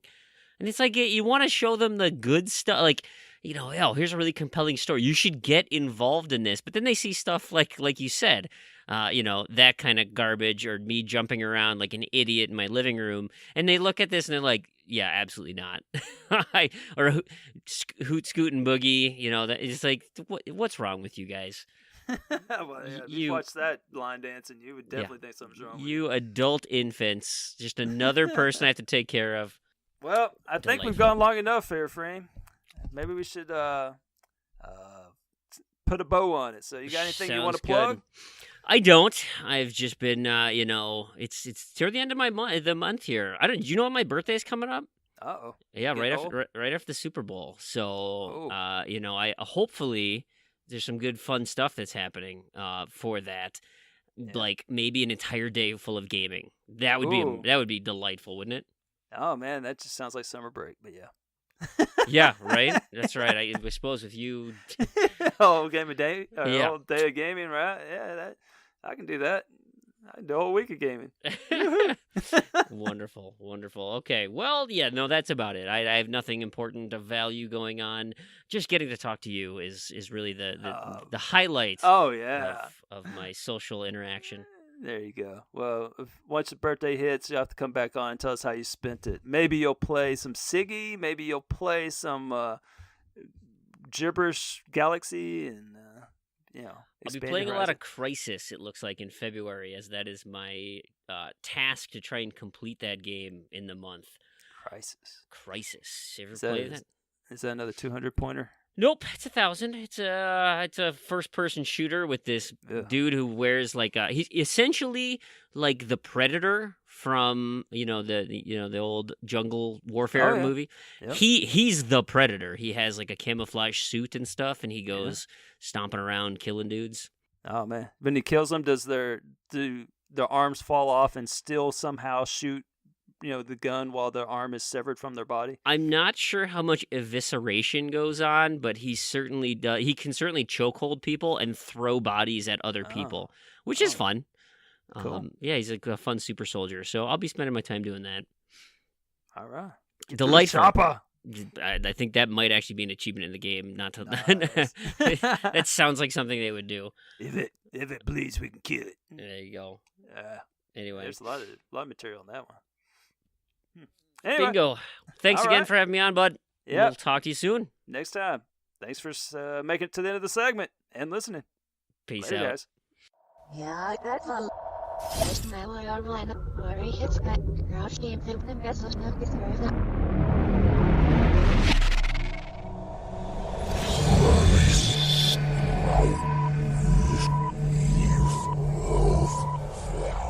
All right. January 31st. Yeah, it came and went, but as we all know, it was National Backwards Day. And here at VSS, that strikes a special chord with us, given that we do everything back-asswards around here. Each week we start with 5, assuming you scrub through the lowly honorable mention, and we end up at 1. What kind of malarkey is this? Regardless, in honor of this National Day, and in honor of our amazing segment that you listen to 16 times each week, we present to you our top 5 backwards Chivos list. But first, given that it's been weeks since the 3 of us have recorded together, it's time for some good old-fashioned pleasantries. Secondly, I am joined by an impressive teacher in the Pennsylvania state of America. So impressive is this teacher that he currently ranks 19,652nd in the world in educational and trivia games played. How are you, X? Did you just go through the leaderboards on the whole site and find, like, my lowest one? What? I mean, don't see yourself short. That is quite an accomplishment. Yeah, well, 2 can play that game. 2 can play that game, Mr. 2,136 on the health and fitness gains leaderboard. Ooh, burn. Ooh. Anyway, did you know that Jesus spelled backwards sounds like sausage? Sausage to save the day. Sausage? All right. However, ladies first. So let me first introduce a familiar face. She has been missing for quite a while and has been out and about, traveling, where she has been no doubt experiencing a ton of action. And adventure games. She is ranked 15th in the world in getting action. And adventure gamer score in the New York state of America on her Windows phone. She is Matriarch. How are you, Em? I'm very well. So is that 15 out of like 16? Were you scrubbing the bottom for me too? I don't know. I think there's more than 15 gamers in the state of America. Well, on Windows Phone, New though. York? So the total Oh. worldwide is probably about like 27 or so. And I'm sure half of them are in our Discord. So, well, it's a small but mighty pool. We'll go with that. All right. Well, let's just say thanks again to everyone for listening. Let the countdown to our next segment begin now. Top 3 British celebrity crushes. Number 1, Adele. Number 2, Emma Watson. Number 3, Keira Knightley. Top 3 reasons I missed being on the very sequential segment. Number 1, Elroy's stories. Number 2, X possibly being even more punny than Elroy is. And number 3, missing out on the chance to record with Jeffy. Hey, Em, I miss you. Oh, hey, it's Jeffy. Top 3 palindromes. Number 3, never odd or even. Number 2, yo, Banana Boy. Number 1, Taco Cat. All right, well, thank you very much for listening to this very special backwards segment.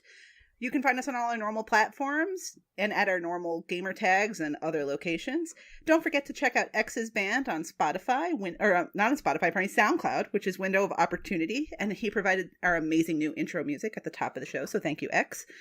Woo-hoo. And also, we're on Spotify and YouTube now, so you can find us by looking at Achievement Hunters 101, or you can also join us at our Discord, discord.io/AH101. Cool.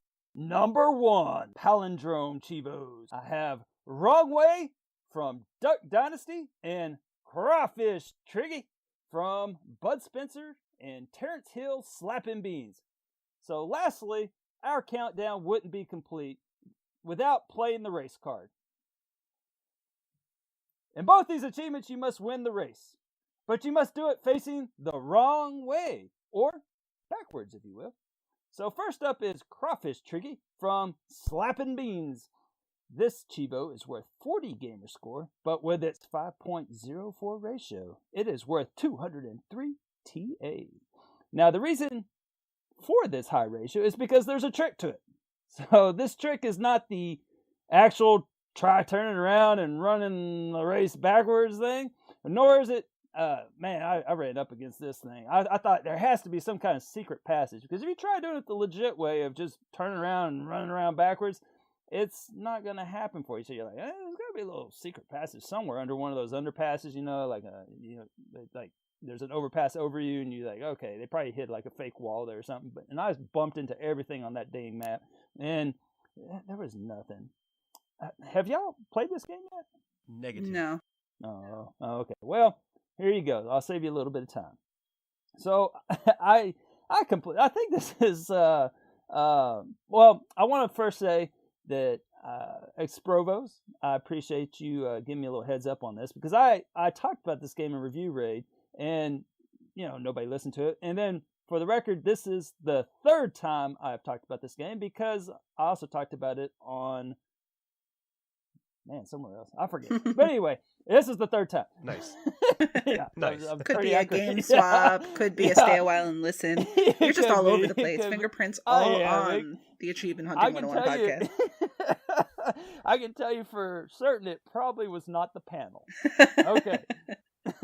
That's the one guarantee I can probably give you. So, this is the third time I've talked about this game. So if you haven't played it yet, go play it. Now, but given that it is the third time, I must say, Barbie and your puppy rescuing sisters, you better watch out. I mean, you're our reigning champ. You've been on 2. Weren't they number 1 twice? Number 1 twice. Mm-hmm. Yeah, there you go. So, anyhow, this achievement is not worthy of a 5.04 ratio once you know the trick, which you can easily get. I don't know, it took me 3 tries when I got the trick. So, if you're looking for a quick TA fix, you might give it a whirl. So there's a video, basically you go backwards and on the track, and then like halfway you turn and drive backwards the rest of the way. I don't know. I can't really, there's too many backwards and going backwards and going forwards to explain and make it seem meaningful. So if you're looking for a explanation, I would just watch the video and don't listen to me. In fact, just go back in time and just don't listen to the last 20 seconds. So, since I haven't had my Achievement Wildlife Hunters fix in a while, let me talk some crawdads. So, here it comes. Yeah. So, these things are little freshwater lobsters. They're also called mud bugs. There's a thing called crawfishing, like when we're down here in the South, I don't know, maybe y'all say it up north, but when you say, "Oh man, he's crawfishing on you," that means like someone said something and they're like, "Oh boy, I kind of put myself out there too far. Let me bring it back a little bit." And so they crawfish on back. So you kind of like backtracking, if you will. So y'all say that up north? No. We say crayfish. Yeah, we do. Ooh. I don't. That just Yeah, I sounds think bad. that's just a little north versus south thing. Confused the heck out of me the Okay. first time. I realized there was a difference. Yeah. Do people crawfishing when they like start trying to get out of something? No, never heard that. Yeah, never before. heard it used that way. Although I get Oh. it. I actually did have the experience of going, I guess, crawfishing, like actually going and finding crawfish in like waders and Oh, stuff. yeah? once. So I get it. I get why they use it, but not unfamiliar as a phrase that way. Okay. All right. Well, I just thought I'd throw that out Educational there, portion of the show. Yes, there you go. I miss you, Rocker. Let's get the band back together. And the banjo. Now, speaking of the South, that brings me to my next Chivo, which is not just backwards, it's backwoods. I am talking, of course, about my boys that are a little further drive south, the Robertsons. Old Willie, Jason, Si, and Phil. They are the Duck Dynasty. And they have themselves a humdinger of a game that everyone should have on their tag because it's a pretty awesome game. It is so gloriously bad. Have y'all played Duck Dynasty? I also have not played this one. Yeah, I'm 0 for 2 today. Yeah. Oh, wow. Now, my follow-up question is, have y'all watched a single minute of a single episode of Duck Dynasty? I have not, but I have to imagine it's a lot of like, yeehaw, little buddy, get that duck.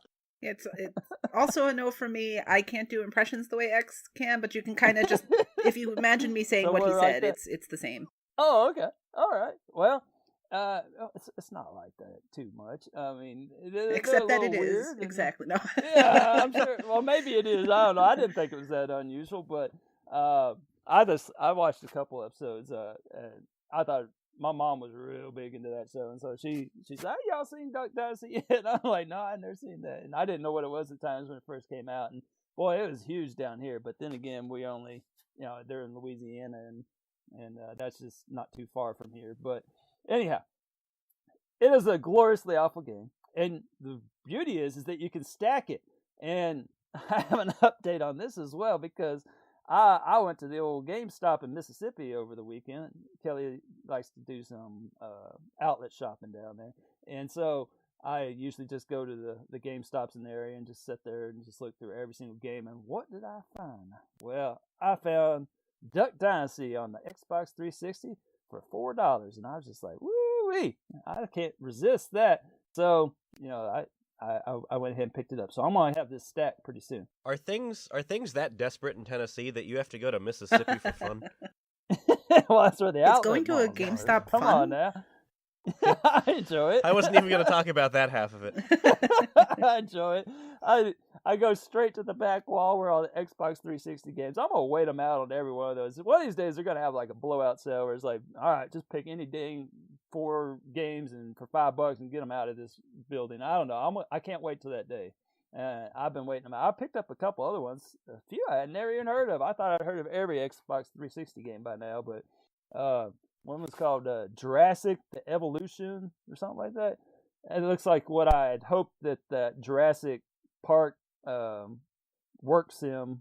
It kind of looked like what I had hoped that was, but you're like basically running around shooting dinosaurs. But yeah. Anyhow, I am very excited to play Duck. How do you get on dinosaurs? Duck Dynasty. Come on. Now, Duck Dynasty for the 360. I can't wait to play it because I just it's gloriously bad. Now add in the graphics on the 360. Oh boy, it is gonna be good. But before I get too far ahead, I want to pull a rocker and reemphasize what he said. Okay, it's very important. M really likes it when you send her random images in Discord, but she loves it when you send her duck pics. So I can't talk all about Duck Dynasty without mentioning that. That's true. Now, Now regarding this Duck Dynasty, Chivo, I would be also remiss if I didn't at least mention a couple of my TA buddies that have completed this game. So shouts out to Stealth, David, Sim, and Sprinky Dink. They all 3 of them have finished this game. Now, Chin, he has this achievement, and the rest of us chumps, Enigma Gamer, 77, Neon Prime, Rocker, and myself have yet to do so. I'm proud of you, Rocker, that you played this. Now, that ends the name-dropping portion of this segment. The Wrong Way Chivo is worth 50 gamer score and has a 1.7 ratio. You get it by running around on a fan boat. Y'all ever been on a fan boat? No, I live in the north. Yeah. We're all for 4X. Maybe. We're doing terrible. I'm starting to see a geographical divide here, but okay, that's all right. Now, you're on a fan. I assume you know what a fan boat is. Mm-hmm. Yep. Okay, there you go. See, 1 for 5. Now we're moving the right way. Now, so you're on this fan boat, and you have to cross the finish line, and as you let off the right trigger, you got to hold down the left trigger and hold down the analog stick to either the right or left, and you pop a 180 and you carry yourself over the line. Now, there's a note on this, in that a guide on the Chivo says that you might just be able to hold down left trigger when crossing the finish line to get the same result, so you don't have to do the whoop whoop, 180 little thing there, because it is kind of confusing on the fan boat. I'm not gonna lie. I can't confirm whether that works because much like Enigma Gamer 77, Neon Prime, and Rocker, I haven't got this one yet. In the time I spent on the game on the fan boat, I can attest that I never got even close to finishing first by any kind of large margin where I would have the wherefore to flip my boat around and back across the finish line. So those fan boats are no joke. There's also achievement for not ramming into anybody when you're racing on one of these, and it's like the highest ratio one on the game, because, man, those fan boats, all bets are off when you get on those things. It's like the hardest part of this game. I mean, you can go around catching frogs and shooting ducks all day, but you get on that fan boat, it ain't, So, much like the crawfish, or, would y'all say crayfish? Yep. Crayfish? Okay. Is that how you say it? Crayfish? Crayfish. Crayfish. Okay. So, much like the crawfish, they just kind of go wherever they want in them fan boats. Now, you get bumped by one of them when you're racing, and you're effed, man. It's like you just get blown up. I mean, you just go everywhere. But in any case, I would keep that left trigger trick in the back of my mind, because if you're going for this Wrong Way Chivo, you will find that much like that paddle cell at the local boat store, it's quite an ordeal. I missed this so much. Elroy, you're the only person in the world that has ever spent 8 minutes talking about the Duck Dynasty video game. Oh, man. You just wait. You get to... It's just a teaser. Boy. There's more to come. Oh, boy. Well, I'll get right into number 2, which is actually a tie, because that's what I've been doing lately, between the bridge and the gardens between. So, what screams backwards? Backwards! More than time travel? Oh, wait. Nothing screams backwards more than time travel, other than a guy yelling backwards, but who do we know that would do that? So, most of the time, and no pun intended, time travel games and movies and stories just have so many unresolved issues, and they don't actually answer any questions, and you're just supposed to, believe that, yeah, they went back in time and nothing happened, and then they came and everything. It doesn't make sense, and I hate it. So... Wait. Are you talking about time travel in the sense, you're actually traveling in time, or, where they tell the story in out of order? No, where you're actually traveling through time, not just disjointed narration. Right, but in a way, you're being traveled through time as the viewer. Yeah, but we're talking about sci-fi, where they actually travel through. If you have a problem with Pulp Fiction, you got a problem with me, buddy. That's another movie I've never seen, so... Oh, Lord. Bring it to the flagpole, buddy. All right, so I get it. It's apparently really hard to feature time travel as a plot device and not mess something up along the way. And I could go on a huge rant about how time travel is a giant convoluted process and no one quite comprehends it and everybody has their own interpretation. But I will spare you that rant and offer you a joke instead. So, you guys know how scuba divers always sit on the edge of the boat and then they fall in backwards? Sure. Do you know That's why? Not true. Yeah, do you know why they do that? Well, No. I could tell you I'm a scuba diver if you really want the technical issue.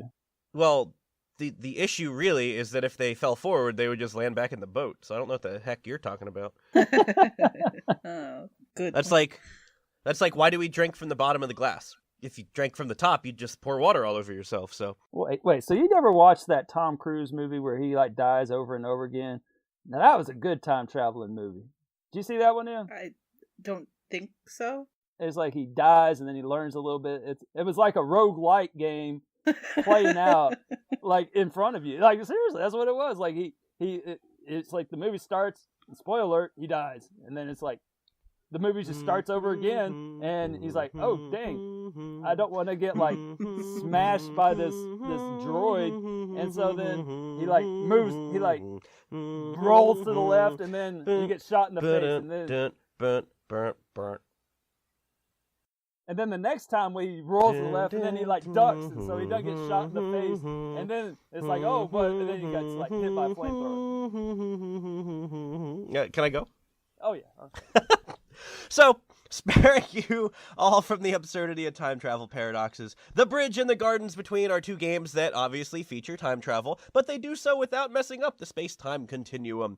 We've already talked about The Bridge on this podcast a couple times, so I don't really need to introduce it, but it's cool because if you mess something up, you can just rewind and try it again. Wouldn't it be cool if life worked that way? You just mess something up, so you try again. As the game goes on, you'll stumble across these tube thingies that, like, block time travel or whatever for, like, the stuff inside them, so the rest of the world rewinds, and then you don't. So I imagine if you had, like, that time tube in real life, you could, use it to go back in time and win the lottery, or maybe kill Hitler, or meet your dead relatives, or maybe other cliche time travel things, who knows. But I think the best use for it would be in high school. You finally get up the courage to ask that girl out, and instead of politely declining you, she posts something like, "That Luther Elroy just asked me to a movie. What a dork," to her Snap story, and then the entire school shames you. And if you could just go back through time, you could correct that. You have nothing to lose at that point. Elroy, I hope I didn't bring back any bad high school memories, but Girls say no. Oh, all right. Look at I like that confidence. So on The Bridge, also, if you have trouble with it, instead of just rewinding, you can just change games and then let the Student Achievement Factory do it for you. Nice. Love you, Nacho. All right. So my second game, The Gardens Between, it's a little different because it features time travel as like a puzzle mechanic, and the time travel works for people and items, except lanterns and light bulbs are like immune to time travel, because that totally makes sense. This is a new game. It's actually on Game Pass, so free, sort of, if you don't count your subscription, and you can complete it in probably under 2 hours if you don't use a guide, and it's actually a pretty cool game, so I would highly recommend it. If not for the easy points, I enjoyed every second of it. And I would recommend that you use a guide. That's just because you're bad at puzzles. I assure you, the gamer score that I popped on it was worth just as much as the gamer score that you did. All right, well, I got an experience out of it. But anyway, the short version is that you have to get light in your lantern to activate the things and the stuff, but you need to rewind and fast forward time to get your lantern to a place where it can actually be lit. And not like my students say, but actual lit, with illumination kind of lit. I like that one. So if you figure, like, if you have this ball of light and it's just moving up and down as you walk and your paths will never cross, you just drop your lantern at the bottom and then you rewind time. And the light bulb will get trapped in your lantern, and then you can resume, and you walk forward, and you pick up your lantern right where you left it, but now it has a light bulb in it. So then you can use it to activate the things and the stuff. So it's hard to describe, but it's a pretty neat concept, and once you play even, like, the first level, you'll figure it out. It's not difficult. There were a couple that stumped me, and I did have to use the guide, but for the most part, I don't think most people will have any issues. I think so differently of you now. Oh. So, I can't believe you used the guide. Oh, who would do that? So, as Elroy has already alluded, there is a guide on TA. So if that's your thing, like it's Elroy's thing, have at it. And, you'll probably get it done in an hour? I did it in just over 2 with no guide. So. Yeah. The girl, she needs to move. So, yeah, you have to get through it in a hurry. I saved her parents at least an hour of travel time. All right. But whatever you choose to do, if you play this game, you'll be a hopping and a skipping and a leaping through time like a proper time-a-hopper, skipper-leaper. And since these two games both feature the ability to go backwards through time, that's why they are perfect for number 2. Boom goes the dynamite. Number 3. Now, before I start... Number 3. Thank you. As always, and as we've already done, I'm 2 for 2 actually with the games that X picked, and I am 0 for 28 with the games that Elroy picked. Woohoo! I think that actually speaks highly of you. I'm not sure, but I think that's a bragging thing for you. Yeah. Slightly more discerning. Have either of you played Braid? Negative. I haven't even heard of this game. Okay. Elroy, you know why you haven't heard of it? I'm not spoiling. I'm not stealing your thunder, but it has 200 gamer score. Yes. Ooh. Oh, wow. Yes, I figured the 200 gamer score and 12 achievements and it being released like a long time ago probably contributed to Elroy never playing it. But X, you usually are on top of these things, and it was pretty popular and well regarded. So with that out of the way, I just want to let you both know, and actually anyone listening, that this entry will likely contain spoilers. And you can't take back what you now know, so you may want to cover your ears for the next 3 to 5 minutes, or, scrub forward for a few minutes, whatever you have to do. However, Braid is now over a decade old, and the statute of limitations on spoiler warning should have expired by now, but just in case, you've been warned. We good? Right. I mean, we don't do spoilers around here. Oh, we're doing spoilers around here. No, I mean, like, when he was talking about the gardens between, he didn't mention that it's about two friends and how one of them moves away, and he should have just got over it. But that's okay. That's true. Yeah, we really don't do spoilers here. You're right. We're good about that. Yep. Well, in Braid, Wow. for those of you who haven't played it, you play as a man named Tim, and you help him through his quest to rescue an unnamed... Tim? Yeah, Tim, like we're in Monty Python. There are those who call him Tim. And that's a movie I have watched, so excited I'm feeling pretty good about this one. Yeah. X has no idea what we're talking about. No. Yeah, you old people and your old people movie references. Classics are classics, my friend. They defy age. But anyway, with Tim, the man in Braid, the whole quest is about him trying to help an unnamed princess, so she doesn't get the benefit of having a name. Now, this seems pretty standard, so what's the deal here, right? Well, it's not... Is he an enchanter? No, he... Well, nothing about is a standard story. And maybe he is an enchanter, because the special thing about Braid is that Tim is able to go backwards through time. So similar to what we heard about in the Gardens Between and the Bridge. Similar mechanic where you get to go backwards. So if you do anything wrong when you're solving the puzzles, up to and including falling in a pit to what would otherwise be Tim's death, you can simply just rewind time and do it again. Braid deals with some pretty heavy issues, but it does so all in a very vague sense. All that you really know going into the game is that Tim and the princess, well, something went wrong, and you, as the hero of this story, have to save the princess. Through Braid's 6 levels, you rewind time, move platforms, manipulate shadows, all in an effort to rescue the apparent damsel in distress, and earning achievements mostly for doing what you have to do, although there is one nasty speedrun achievement. So, tread carefully. Wait, what's the completion rate, or what's the hours prediction on this thing, or whatever you call it? I don't know. I feel like if you're playing 200 gamer scores, if you're playing without a guide, it's to get through the core story is probably in the 4 or 5 hour range. But yeah, that speedrun achievement, it's really tightly timed, and because you are dealing with time, it's a little twisty and hard to wrap your brains around. I haven't that's the one achievement I need to complete it, which is a pretty common scenario. So even though that's okay, even though there's a time mechanic, this actually isn't all that uncommon, right? We already featured 2 games with a time rewinding mechanic. So never mind the fact that going backwards should be enough to include it on this list. We have to give you some more detail, right? And this is where we start getting into spoiler territory. So for those of you who have listened, including you apparently, Elroy, but you'll never play the game, so we don't have to worry about it. Despite the earlier spoiler warning to not keep listening, we're getting close to that time where you really have to skip the next minute or 2. Braid, and really Braid creator Jonathan Blow's crowning moment, comes in the form of the game's last chapter, so World 6. And in this chapter, the princess is deathly trying to escape from a knight, and Tim is right there to help lay all sorts of traps. Maybe the traps are enchanted, but they don't go into that detail. And to escort her to safety. What? And hopefully to reconcile, right? Because, again, heavy issues here. They're trying to get through it. Except...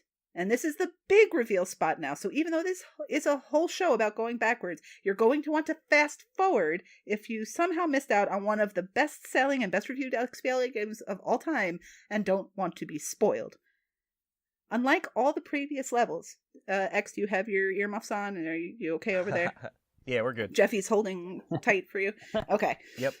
Unlike all the previous levels in the game, everything in the last one actually happens in reverse, so you don't get to rewind. And why do they do this particular trick?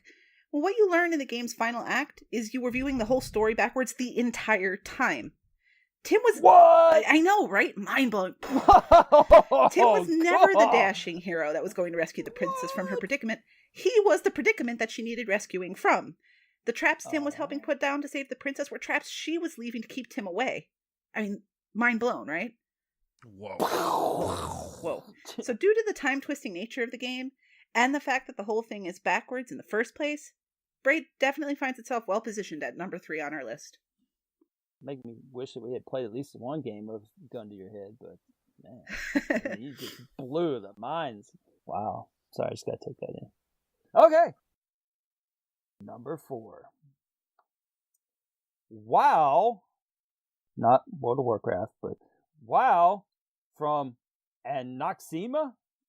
I have no idea how to say this game. It's got a couple of A's in it. There's an Exim. I don't know. I'm just gonna say Anaxima. Isn't it? Is that fine? I don't know, anosmia or something like that. There's no chance I'm gonna be able to say that each time. So Anaxima. So WoW from Anaxima or whatever X just said, and a man, a plan, a canal, Panama from Letters Quest or Letter Quest. I don't think it's plural. Letter Quest Grimm's Journey. No, that one is. No, I guess it's singular, but it's possessive. Possessive, yeah. Grimm's Journey Remastered. Okay. Everybody still with me? I feel like I really drugged that one through the mud. Okay. So anyhow, my first entry on the top backwards Chivo list is actually a tie as well. X, man, we got that going, man. Some yeah, man. Here. Yep. And it is in the category of palindromes. As you will see later, I love me a good palindrome.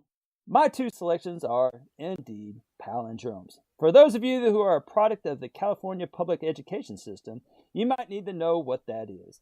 So, a palindrome is basically a remote activated flying machine that spies on Sarah Palin. Yeah. That was okay. That was okay. Oh, all right, there you go. That's an okay for content, not an okay for actually being funny. But go ahead. Yeah. Thank you for those encouraging words. Now, it's either that or it's a word or phrase that spells the same forward as backwards. The first one is fairly simple. Wow. W-O-W. And that's from Anaxima. And it is worth 30 gamer score and has the description of, it's much bigger on the inside than outside. To which I would amend the description to, it's much bigger on the inside than outside, said the actress to the bishop. Now, are you familiar with such verbiage, such phrase? No, maybe? Like palindromes in general, or no. Oh, said the actress to the bishop. Yeah, the little side bar there. Oh, okay. Yes, that one we speak up in the north. Oh, is it? Okay. Well, yeah, totally. Well, for those of you who live in a bubble, say the DC metro area, that's the British version of "That's what she said." So that was supposed to be your educational segment.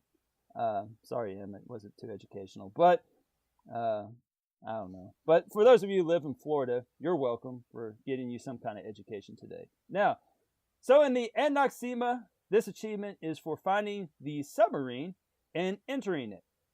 For those of you who might reside in Portland and may not know what a submarine is, it's this thing that's long, hard, and full of semen, said the actress to the bishop.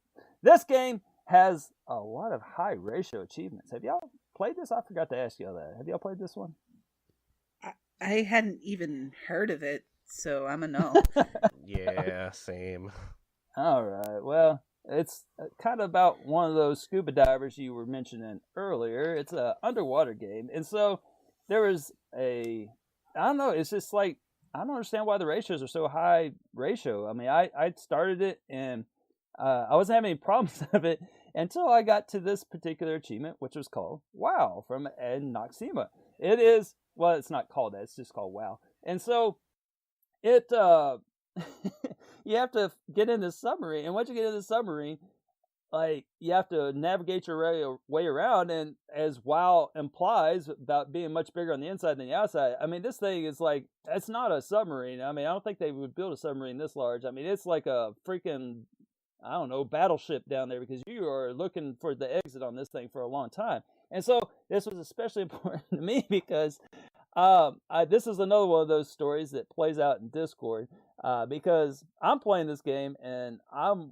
running around in this thing and I can't find my way out. And I'm just like, how are you supposed to do this? Now, granted, I am not able to see anything. I got through the stage before this, which was no easy task, by basically playing it blind, because they really want to emphasize that it's really dark when you get deep in the ocean. And so the stage before the submarine was pitch black. And so I'm like running around. I'm like, okay, at this point, I think there's something here that kills you. And so I'm going to go up a little bit and then go to the right. And then I run into something else that kills me. And then like, okay, it was kind of like that Tom Cruise movie that we were just talking about. So, you're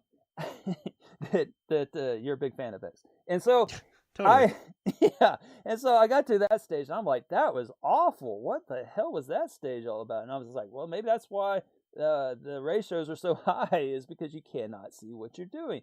And so I got on Discord and I'm like, has anybody played this game? And nobody had. And so I'm like, on the guide, like they can see what they're doing and I can't see anything. I mean, it's like pitch black. And it's not fun running a maze when it's pitch black. And so, finally, I believe it was Waka, maybe, and he's just delightful. Can I just say that? He really is. Delightful. He's the most delightful human being. Yeah, I mean, just pure delightfulness. Now, he said something about changing the brightness on the TV, and I'm like, surely it's not that. I mean, I tried everything in game. Everything was max as bright as it would go, and I mean, literally, you cannot see anything. Like, it just was not happening. And so I go into the TV settings, and I just crank it all the way up. And so I opened the game, and it was like, I can see what I'm doing. Oh my gosh! And so I could see what was killing me. It was just amazing. It was like a new game. And so I got through the submarine and I've progressed, and I still need to finish the game, but I'm pretty close. It's an enjoyable game. I think people would enjoy it, especially if they like those high ratio games. And this one, I don't know why it's so high ratio, but anyhow. Now, for Letters Quest, they have embraced the palindrome and went with my favorite palindrome show off, which is a Mana Planet Canal, Panama. Do y'all have one that y'all go to as your favorite palindrome?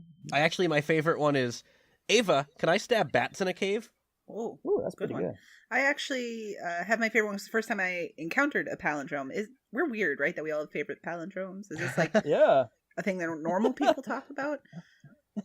Well, anyway, if either of you have ever heard of the game Star Tropics, it was a game on the Nintendo Entertainment System. And it was awesome. And there's this character in there, and at some point he says, was it a cat I saw? Was it a bat I saw? Was it a rat I saw? I don't think he says rat, but that's all palindrome. Was it a cat I saw? Was it a bat I saw?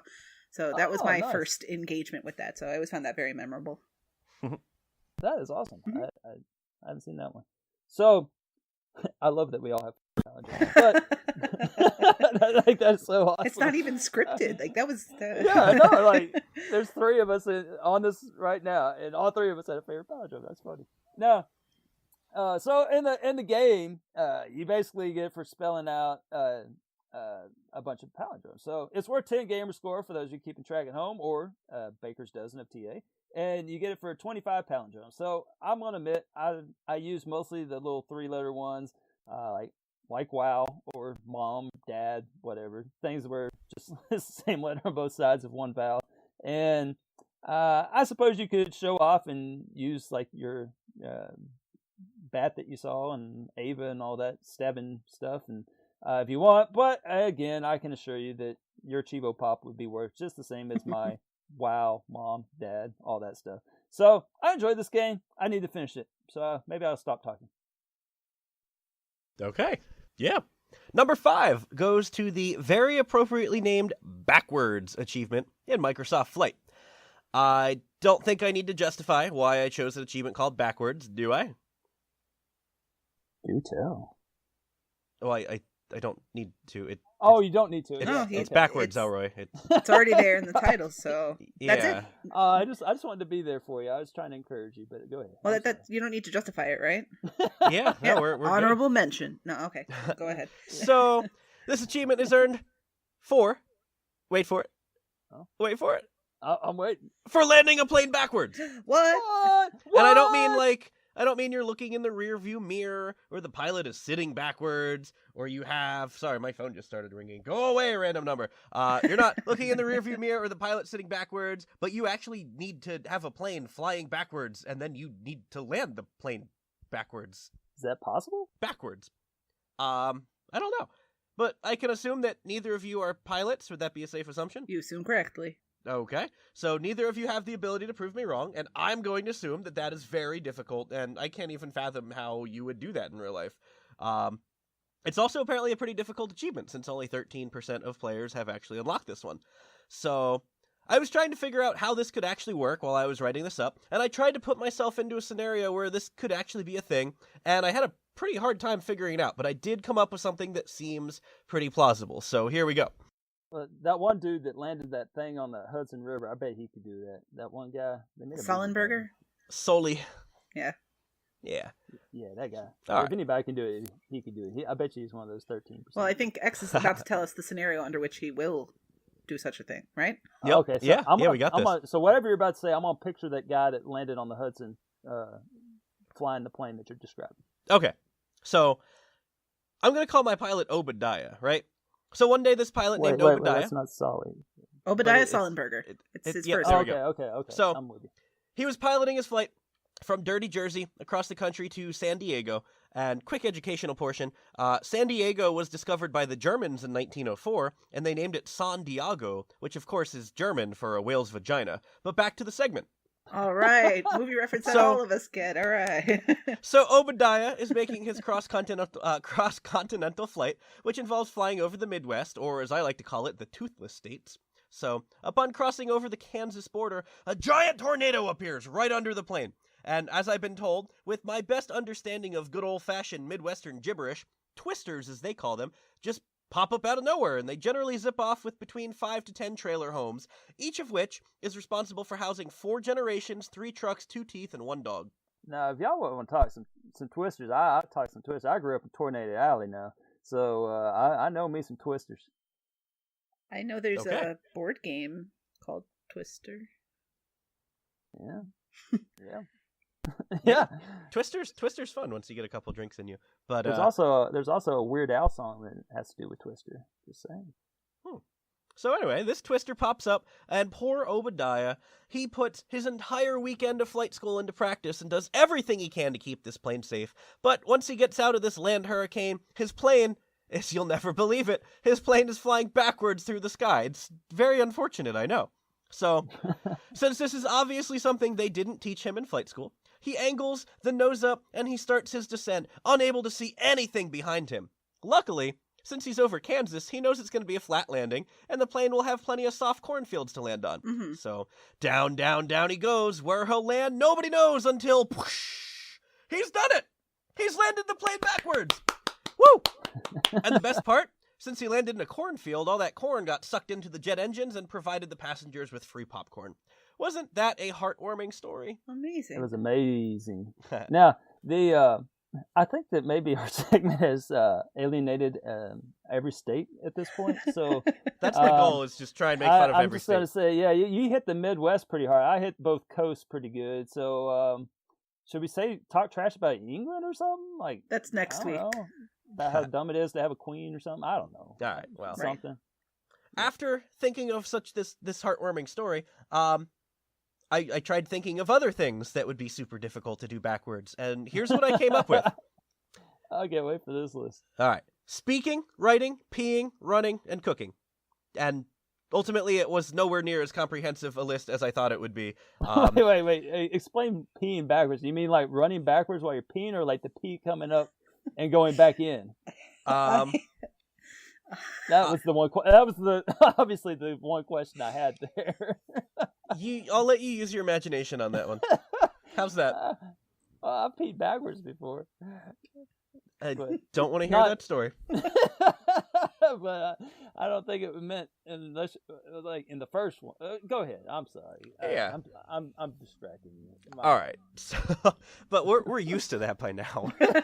So that was it. Those 5 things. Everything else in life is going to be just fine doing it backwards. But speaking, writing, peeing, running, and cooking would be really hard. That was not as big a list as I thought. So I came up with a few movie gems, and I thought we could, Have you do seen the any plot of of those backwards. So if you watch Godzilla backwards, it's about a benevolent lizard that helps rebuild a city, and then he moonwalks into the sea. That one's awesome. Yeah. Shrek backwards is about this insane ogre who kidnaps the king's wife and then locks her in a tower, alienates his friends, and winds up living alone in a swamp. It sounds like the story of Braid. Yeah, right? Indiana Jones backwards is actually pretty cool because he's so awesome that even boulders are afraid of him. Nice. The I'm Matrix... What? I'm just picturing like the face melting scene. That'd be pretty wicked backwards. It's like he opens it, or I guess he closes this lid and then he gives everyone back their faces. Yeah, more or less, actually. Yeah. That's not as cool as The Matrix backwards, though, which is this inspiring story of a man who's addicted to technology who finally learns to accept his place in the real world. And my personal favorite, The Shawshank Redemption backwards, is about a guy who's trapped in a violent thunderstorm, and he saves his life by breaking into a prison to hang out with Morgan Freeman. And, Who wouldn't want to hang out with Morgan Freeman? right? Yeah. Ever since I was a small child, people have loved the sound of my voice. And, Don't talk on there. did you know that anything you say in Morgan Freeman's voice Y'all stay away. is just so much cooler? Elroy, no one has any idea what you're doing. What's in the box? What's in the box? Y'all stay away now. John Doe's got the advantage here. So, after that, I would like to point out that Booby Trap backwards is Party Boob. Huh. And I would also like to just offer some subtle bragging rights here and let everybody know that I can say the alphabet backwards. And my co-host's going to test that this is not on the script, but we got ZYX, WVUT, SRQP, ONMLK, JH, GFE, DC, B, and A. Wow. Oh. I can I at least actually attest that it's not on the script. So And my logic was that I was gonna say, if I what? ever get pulled over and they're like, y'all been drinking? Your eyes look a little red. And I'll be like, no, but y'all been eating donuts, officer? Your eyes look a little glazed. And then he'll ask me to say the alphabet backwards, and then I can do it. And he'll be like, whoa, no one's ever done that before. You're free to go. I can't say the alphabet backwards normally. So that's really brilliant. Well Yeah, done. come on.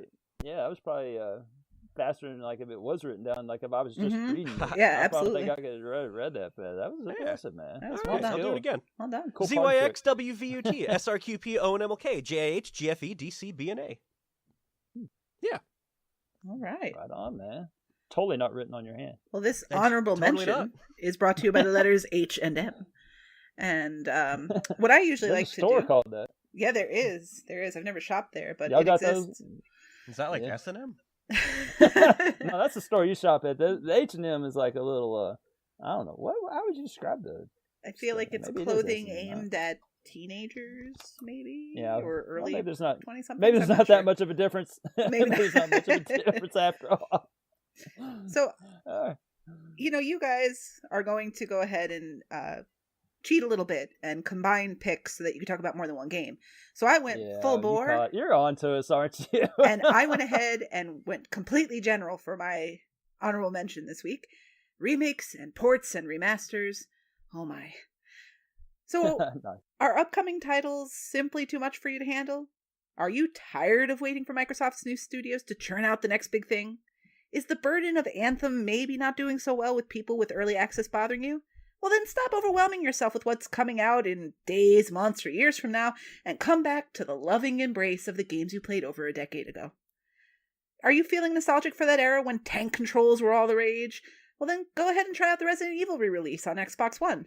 Now, if that doesn't scratch that itch, why not go back a little further and try any of the NES-era games that have received some remake love?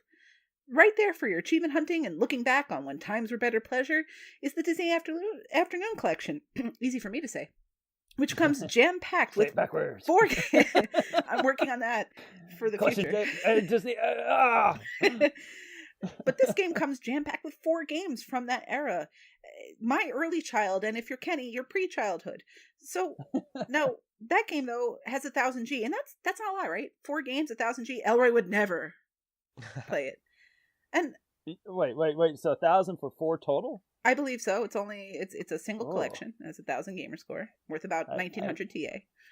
I know this is not a visual media, but I just like backed away from my microphone. Just like I was like, oh. I mean, someone will correct me if I'm wrong, but it fits the story I'm going with here. So, I agree. I actually do like my games in this era to have more gamer score. And if I'm playing an old game, I want these games to have even more achievements so I can enjoy them even more. So, look no further than both the Crash and Spyro the Dragon collections, both of which offer 3000 gamer score for revisiting games that you used to be really, really good at, but will now blame the game for being, quote, not as good as you remember, for your failing reflexes and declining skill at platformers. That is a go-to. The most notable... Exactly, it's always the game's fault. It's always the game's fault. It's not good. Limited lives, who thought of that nonsense? Well, yeah, it's the game's fault, totally. But the most notable pieces for looking back at our gaming history are the large variety of large-scale collections from yesteryear. Atari flashback classics? Sure. Why wouldn't I want to revisit the era when all gameplay came down to a joystick and a single button? Sega Mega Drive, Ultimate... Oh, go ahead. Oh, I was just saying, I recently played the Atari flashback classics. I played one, and like every ratio is just huge. Like yep. I played for that tournament thing, and I got some easy ones that had high ratios, and man, you forget how much you don't want to play them when you start playing them. Right. All of these collections tend to do well for TA score because they are frequently played by casual people who really don't care about the gamer score, thus inflating it for the rest of us. And they frequently don't convert well because they were built on controllers that existed 20 and 30 years ago and just don't work well on a current Xbox control layout. But that's just one example. We also have the Sega Mega Drive Ultimate Collection, which of course I want to play. Any game that allows me to revisit the glory of games developed by Treasure instead of experiencing any of these newfangled 16-bit graphics replicating ID at Xbox games is totally fine by me. Rare Replay? You mean I can play games from the ZX Spectrum days on my Xbox One? There are games in this collection that predate even my earliest gaming memories, so that's simply fantastic. And then, of course, the easiest and most relevant application of our list this week is, of course, backwards compatibility, where you can completely ignore the however many teraflops of processing power the world's most powerful gaming console has laid out at your feet and play games that ran just fine on 14-year-old hardware. A frequent and arguably valid criticism of game releases these days is that we seem to be only eagerly looking forward to games that we played 20 or more years ago or 10 or more years ago. And you know what? I'm fine with that, because what better way to say we're looking forward than to take a hard and thorough look backwards. That was a good way to end. We just got started. I meant end your segment. Oh, okay. Yeah. Why don't you, well, speaking of which, why don't you get us started with our first honorable mention? This week's honorable mention goes to the Xbox 360, which is undeniably a blast from the past. That's it. That's all I got. Yeah, I'm confused. Time is confusing. You don't want to talk some more Duck Dynasty? No, please God, no. All right. Yeah.